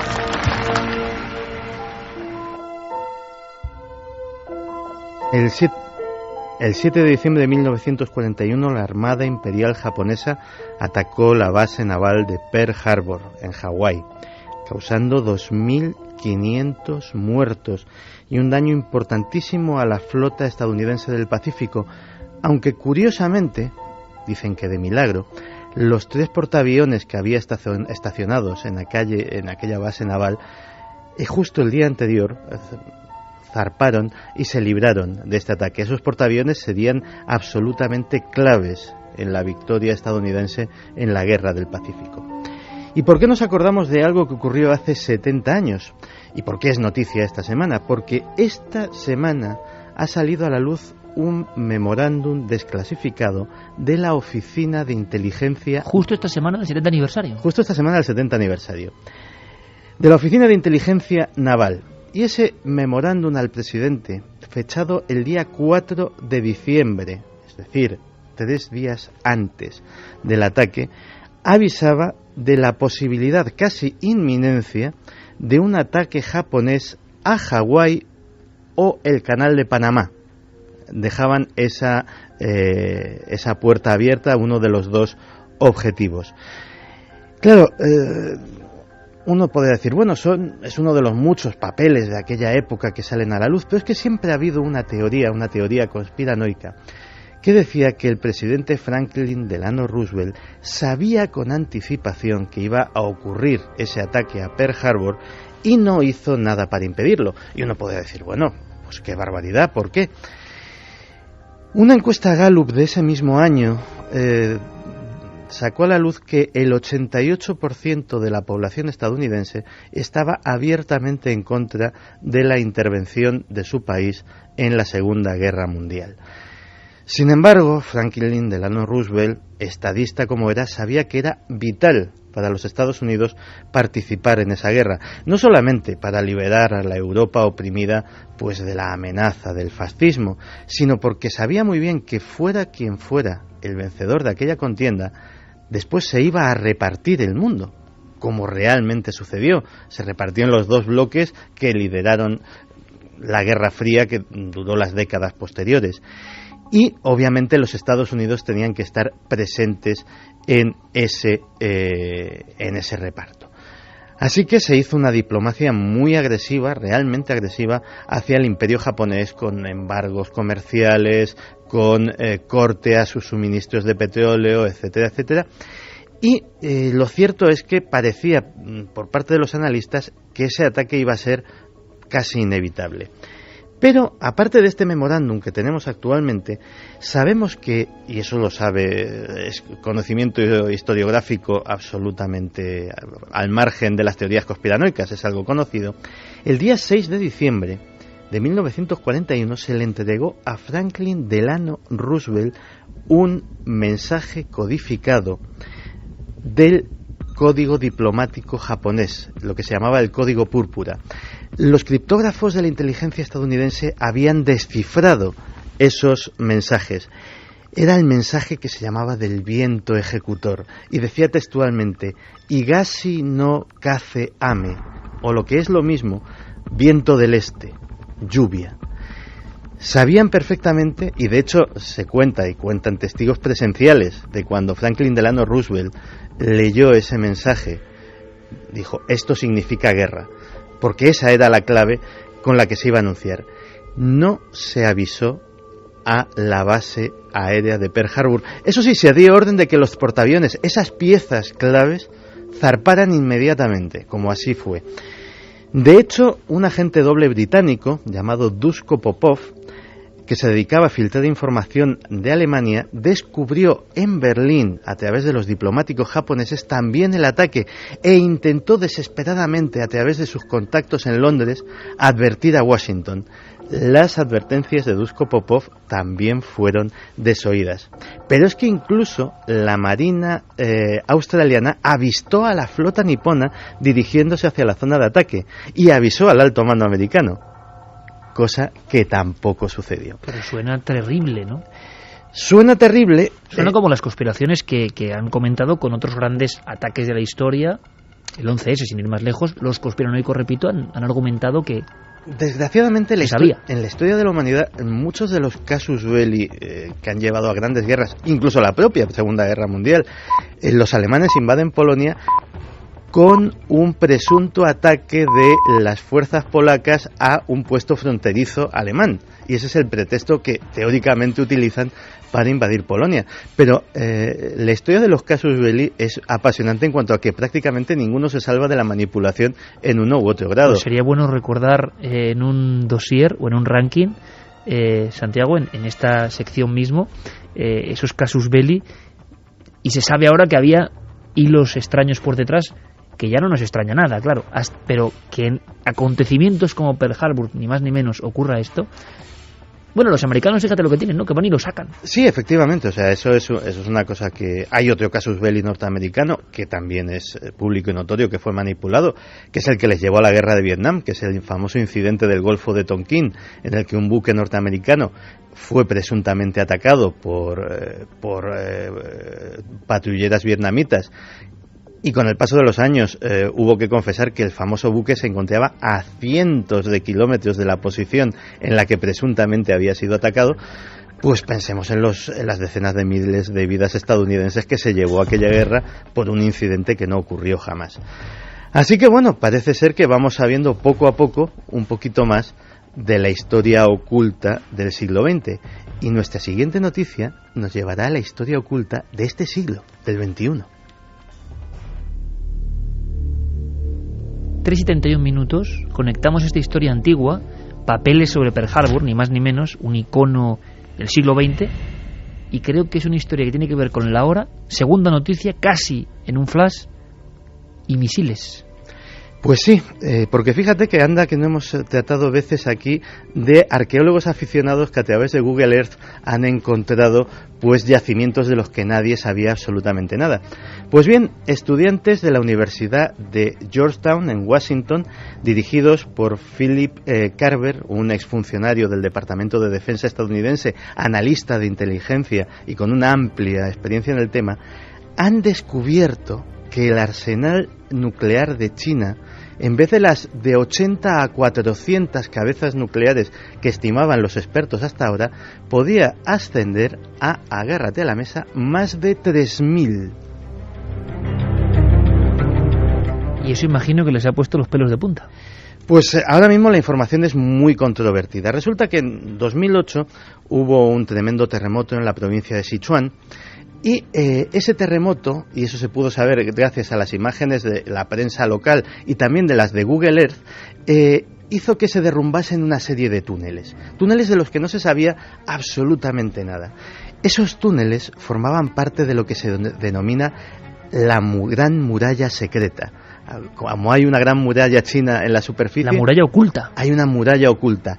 Más de 3.000 kilómetros de galerías absolutamente secretas en las que estarían almacenados esas cabezas nucleares, desplazándose bajo tierra casi por todo el país. Y bueno, todo esto analizando desde documentos oficiales del segundo cuerpo de artillería chino hasta estas imágenes. Estos estudiantes, en un trabajo que les ha llevado desde 2008 hasta ahora, pues han sacado esta conclusión y están a punto de dar su informe al legislativo estadounidense para que sea analizado. 3.000 cabezas con esa potencia que podrían generar en destrucción, ¿qué, Santiago? Muchísimo, o sea, pensemos, 3.000 cabezas. El potencial norteamericano está cifrado en unas 5.000 cabezas nucleares. Y el de Rusia, que parece que es una potencia que ahora mismo está de capa caída, en más de 8.000.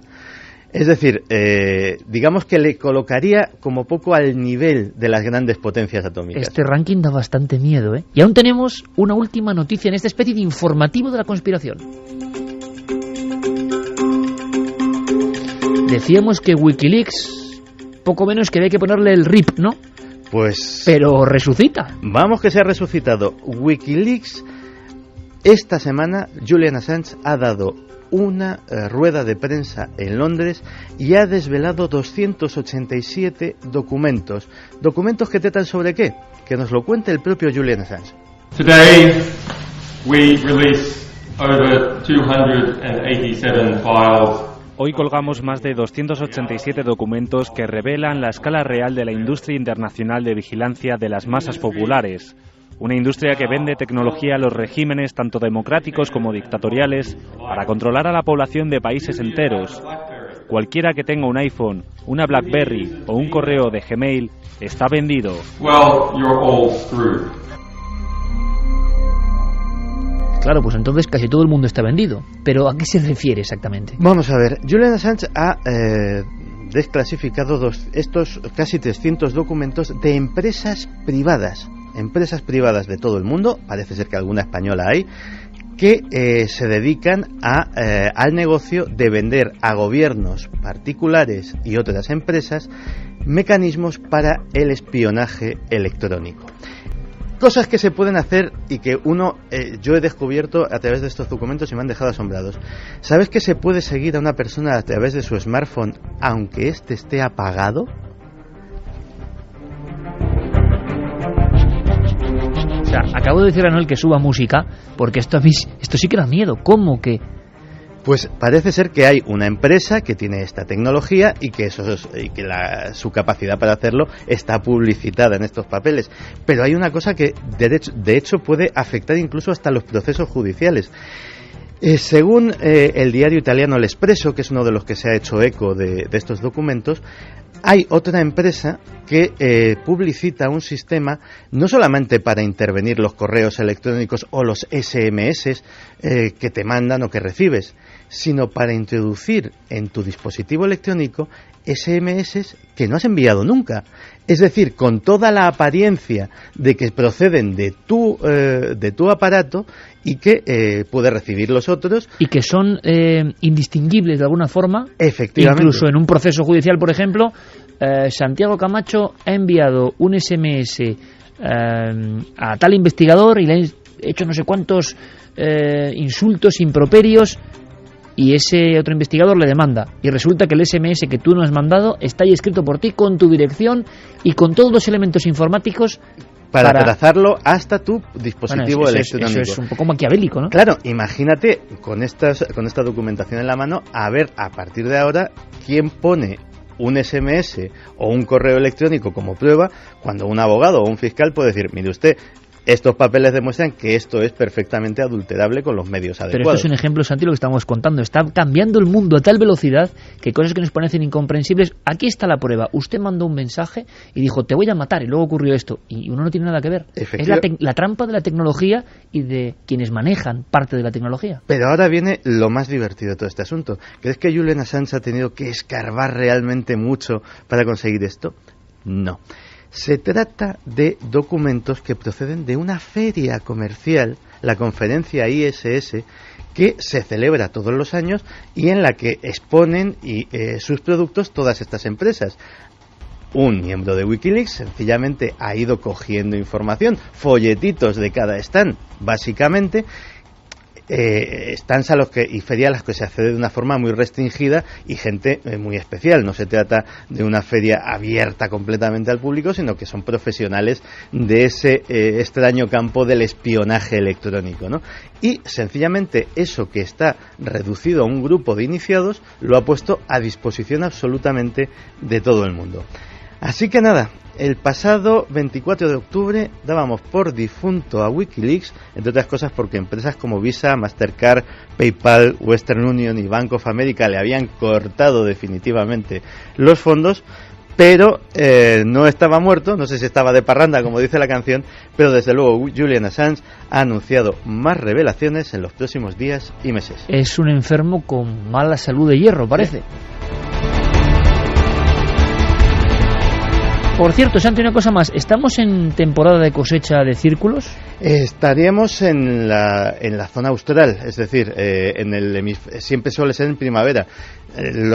donde hay mayor cosecha, que suele ser en Reino Unido por tradición, y también en Estados Unidos últimamente, pues ahora mismo estamos de vacas flacas, pero en la zona austral evidentemente pues debemos de estar ahora mismo en el momento álgido. Muy de conspiración. ¿Hay algo más aparte de bromistas? ¿Hay algo más aparte de campañas publicitarias? ¿Hay algo más que ancianos ociosos? ¿Hay algo que tenga que ver con el misterio? ¿Hay un mensaje? Hay quien decía que había mensajes de Gaia directamente, pero México no me parece una tierra a mí muy dada a los círculos de las cosechas. Sin embargo, estos días, esta semana, era portada de los principales periódicos. ¿Queréis saber qué ha pasado en México? Crónica, y además muy completa, con todos los datos, desde Guadalajara, México, nuestro compañero Javier Sierra. Hacía años que en la prensa mexicana no podíamos leer noticias importantísimas relacionadas con el misterio, por lo menos muy destacadas. Pero esto cambió esta semana pasada, cuando el diario Reforma, en su edición del sábado 26 de noviembre, publicaba a 3 columnas una noticia cuyo titular ya incitaba a la lectura. Buscan una aeronave y descubren un enigma. Lo que sucedió fue que el pasado 17 de noviembre, jueves, en la frontera entre el Estado de México e Hidalgo, en un lugar llamado Hueypoxtla, la Policía Federal y Municipal se encontraban buscando un helicóptero militar desaparecido cuando sobrevolaron unas extrañas formaciones circulares en un campo de avena cerca de la autopista Arco Norte de este país. Lo llamativo del asunto es que los militares realizaron fotografías de estas formaciones. Se trata de 6 figuras de unos 20 metros más o menos de diámetro, que muestran las imágenes de un sol, una media luna, 3 círculos y una especie de cometa a punto de chocar contra esas otras. Los habitantes del ejido Casablanca, que es una finca cercana a estos campos de avena seca donde han aparecido las formaciones, aseguraron tanto a este periódico, al Reforma, como a otros medios de comunicación que se han venido haciendo eco de esta noticia en el país mexicano, que habían estado viendo luces extrañas durante las semanas anteriores en el entorno de la muy cercana subestación eléctrica de La Esperanza. El caso es polémico porque ya hace unos meses, el 19 de marzo, en un lugar muy cercano, a apenas 3 kilómetros de ahí, en otros campos de avena, en un paraje conocido como La Vega, aparecieron 5 círculos más, círculos sencillos, pero que parece que presagiaban lo que en este momento está sucediendo.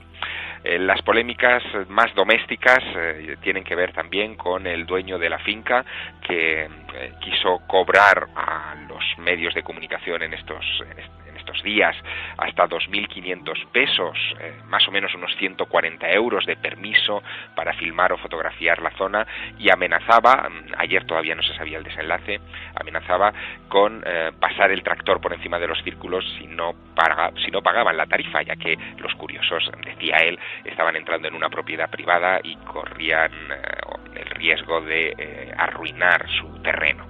Y esa es la situación. Medios de comunicación importantes hablando de enigmas, llevando los círculos a sus cubiertas y sobre todo refiriéndose, como no, a los precedentes europeos de este fenómeno. Será cuestión de tiempo saber si la epidemia de círculos que vivimos hace algunos años en la vieja Europa, especialmente en el Reino Unido, va a tener ahora un eco, un rebrote en tierras americanas. Un abrazo, saludos desde Guadalajara, México. Milenio 3. Detrás del misterio. En busca de una respuesta. Cadena SER.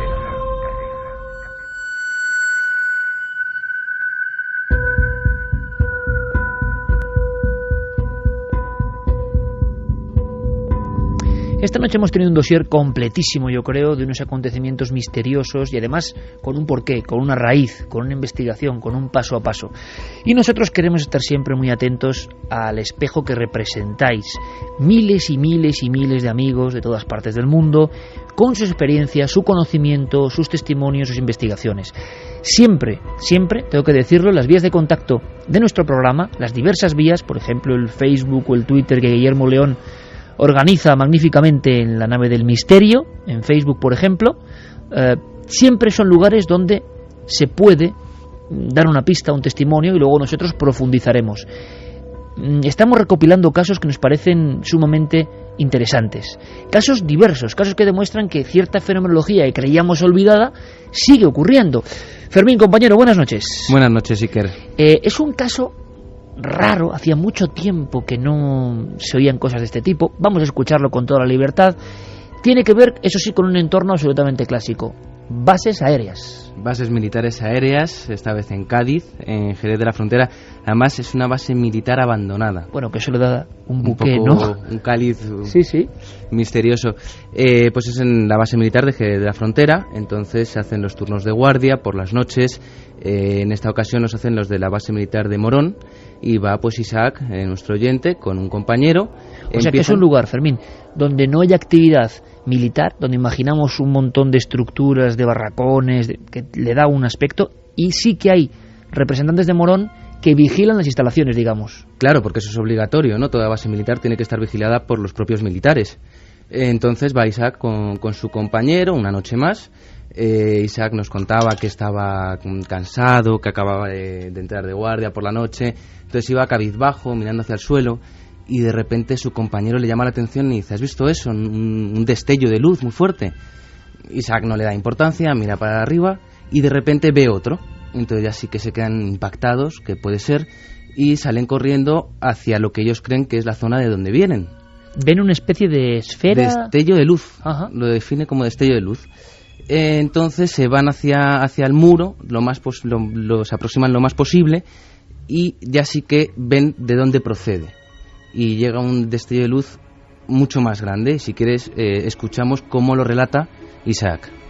Vimos como otro destello, ya pero con su origen. Ya lo que vimos es de una nada, o sea, estás mirando al firmamento, mirar al firmamento, y de pronto como una esfera de luz blanca potentísima, cada vez más inmensa, inunda todo en esa misma luz blanca.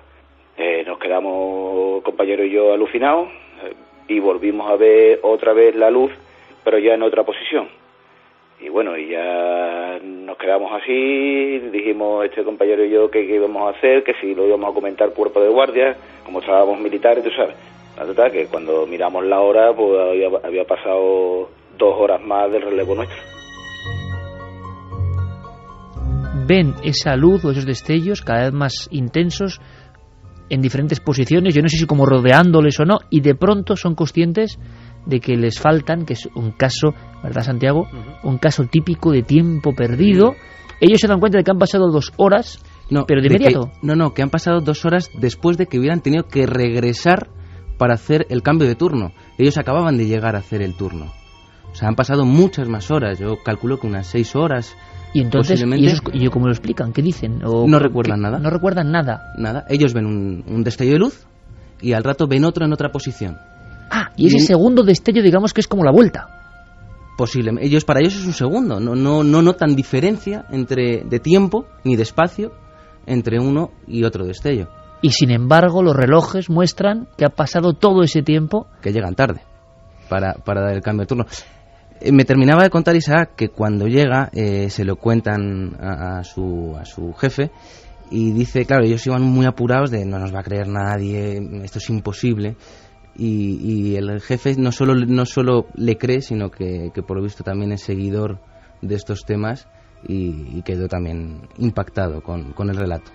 Es una historia que hace mucho tiempo, fíjate que, y sabemos que las bases aéreas son lugares muy especiales, llenos de historias. Estamos recopilando, Carlos Largo tenía, pero yo creo que apenas va a dar tiempo, otro remoce, otro retrato de cosas que se ven en estos lugares, pero tiene su sabor especial. Una base abandonada, provincia de Cádiz, y ellos no han logrado explicar nunca nada, ni han vuelto a ver por lo que parece ese extraño destello, porque además no hay un objeto, no hay una sombra misteriosa, simplemente es una señal, una luz, esa pérdida absoluta de conciencia y de tiempo, y otra luz como que te despierta, que no deja de ser un clásico en muchos casos de tiempos perdidos, ¿eh? Sí, de hecho, el estímulo 1 y el estímulo 2, ¿no? Efectivamente, y de hecho lo realmente notable es que el tiempo perdido es que no tienes la sensación hasta efectivamente...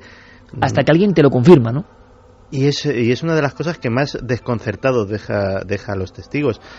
Lo que me ha llamado mucho la atención es que el superior haya sido tan comprensivo. Benevolente, ¿no? Sí, señor, pero desde luego ya por lo menos algo de pozo vamos dejando y hay cierta cultura de lo que es una experiencia de tiempo perdido, ¿no? Bueno, de todas formas seguiremos los datos, Fermín, y si hay más personas que han vivido fenómenos en esta base, por ejemplo, yo sí conocía historias de Morón de la Frontera, concretas, algunas bastante clásicas, pero no esto de un destello y la pérdida de un tiempo. Son casos como que conectan con los misterios más viejos, los que muchas veces por pose incluso propios investigadores descartan, como que ya es otra época. No, siguen ocurriendo. Y los testimonios, como el de Isaac, nos interesan muchísimo. Los testimonios de nuestros oyentes muchas veces van a ser la muestra de que lo imposible a veces sigue ocurriendo en nuestro breve país. Fermín, gracias por la crónica. Gracias, Iker. Vamos a hablar rápidamente porque nos quedamos sin tiempo. Tenemos que escuchar vuestros mensajes. ¿Cómo ha quedado esa encuesta en torno a vuestro mundo y vuestra forma de escuchar nuestro programa? Y vámonos, eso sí, con Internet, porque vemos que Internet está cambiando todo absolutamente, que Internet, por lo menos en la última comunicación con Carmen, ganaba ya en los votos al receptor, y aquí hemos hecho todas apuestas, y esto es muy sorprendente, pero vamos a saber qué ha pasado esta semana en concreto en la red. Cronista Diego Marañón. Milenio Red, toda la información digital del mundo del misterio. ¿Pudo William Shakespeare escribir obras como El mercader de Venecia sin haber salido de Inglaterra y sin tener contacto alguno con la cultura e historia de Italia? Y si a esto le añadimos que Shakespeare no fue nunca a la universidad y que no hay pruebas documentales de que asistiera siquiera a la escuela primaria de su ciudad natal. La teoría de la conspiración, salpimentada con recientes estrenos cinematográficos, está servida. Todos conocemos a William Shakespeare, el escritor más famoso de todos los tiempos. Pero ¿y si les dijera que Shakespeare jamás escribió una sola palabra? A lo largo de los años, algunos estudiosos han especulado con la posibilidad de que Francis Bacon, Christopher Marlowe o algún otro fuera el autor de las obras que se le atribuyen al genio de Stratford. En 2007, una serie de académicos y actores, capitaneados por Derek Jacobi y Mark Rylance, exdirector artístico del Globe Theatre, solemnizaron la firma de una declaración de duda razonable referida a la autoría de las obras atribuidas a William Shakespeare. Últimamente en la red, como no podía ser de otro modo, fluyen ríos de bits sobre este polémico asunto.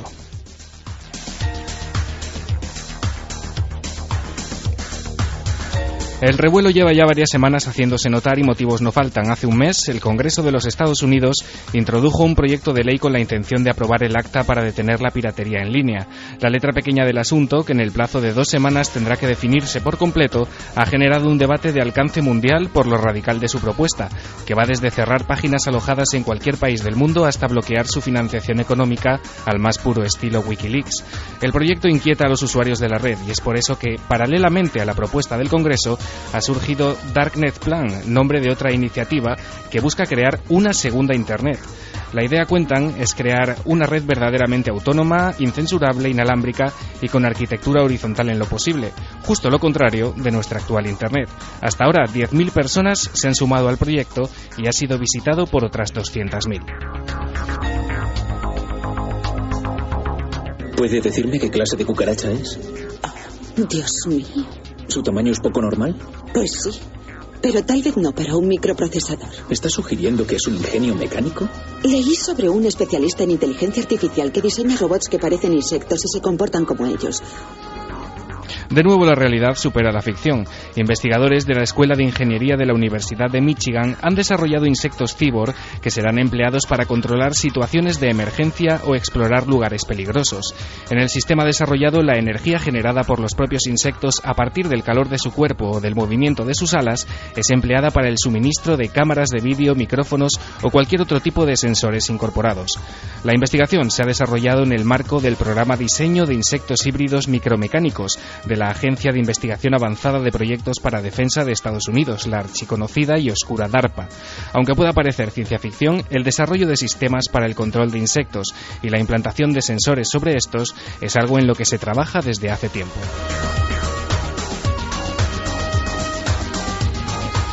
Y terminamos con una recomendación para los aficionados a la astronáutica. Se trata de Eureka, el blog del astrofísico y profesor de secundaria Daniel Marín.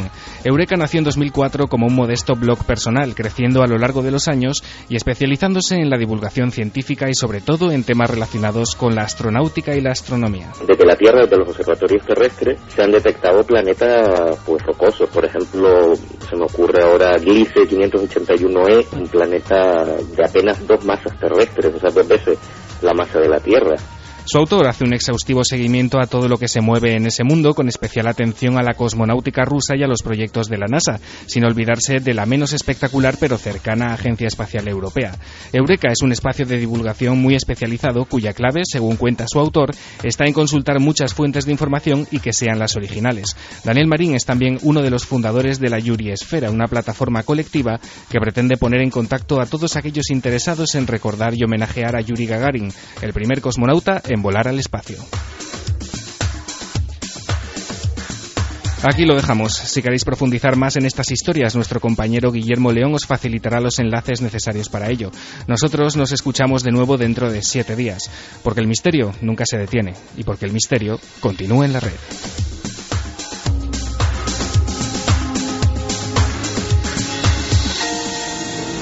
Sí, está todo muy bien. El ataque a Pearl Harbor cogió a la flota del Pacífico de los Estados Unidos por sorpresa, pero en Washington la administración Roosevelt era plenamente consciente del ataque que estaba por venir. Nos dicen también, Arantxa, que era de esperar que Wikileaks seguiría dando guerra. Gracias, Santi, por las novedades y a ver si pronto te llevas al estudio a alguno de esos amigos tuyos raros que tienes. Sí, volverán. Que ya la gente lo está pidiendo. Volverán. Laura Segundo dice ahora mismo desde el Hospital de Alicante un saludo de parte de todos los que estamos de guardia. Pues y que un abrazo muy grande al Hospital de Alicante tremenda. Y a todos los hospitales, desde luego, la gente que está ahí trabajando de noche y salvando vidas, que nos olvidamos muchas veces de la labor de estos ángeles de los hospitales. Un abrazo para todos. José Hidalgo nos dice que vivió durante un año en un piso de estudiantes a 3 calles de la plaza de la que hablábamos antes. Os cuento lo sucedido. Todo fue en el curso 2001-2002. En dicho piso por las noches había un olor como a madera podrida. Un gato del barrio que dejamos entrar en el piso se bufaba hacia el pasillo sin haber absolutamente nadie. Los vecinos nos decían que ni hiciéramos ruido por las noches y cosas que ellos, al contrario, que no hacían. Y un fin de semana, al dejar el piso vacío, nos encontramos varios cajones y armarios abiertos de las zonas comunes, cosa que echamos la culpa al casero, que habría ido a buscar algo. No le dieron importancia, pero dice que ahora, con todo lo que hemos contado, pues que lo ha relacionado. Miguel desde Alicante dice que hace unos años se dio la noticia de que en Jaén se iba a hacer un estudio para ver si había relación entre los olivos y el gran número de suicidios que se dan en la provincia. María López, buenas noches, impresionante el dossier de hoy. En mi ciudad hay unos edificios construidos a principios del siglo XX, justo en la convergencia del antiguo convento de San Francisco y lo que fue un cementerio judío. Se rumorea que se dan ciertos fenómenos de las fases 1 y 2 según la nivelación de Santi, pero nadie se atreve a hablar de ello de modo público. Oye, a mí eso me ha encantado. Fases 1 y 2 de la nivelación de Santi. Y por favor, ya está el bautismo.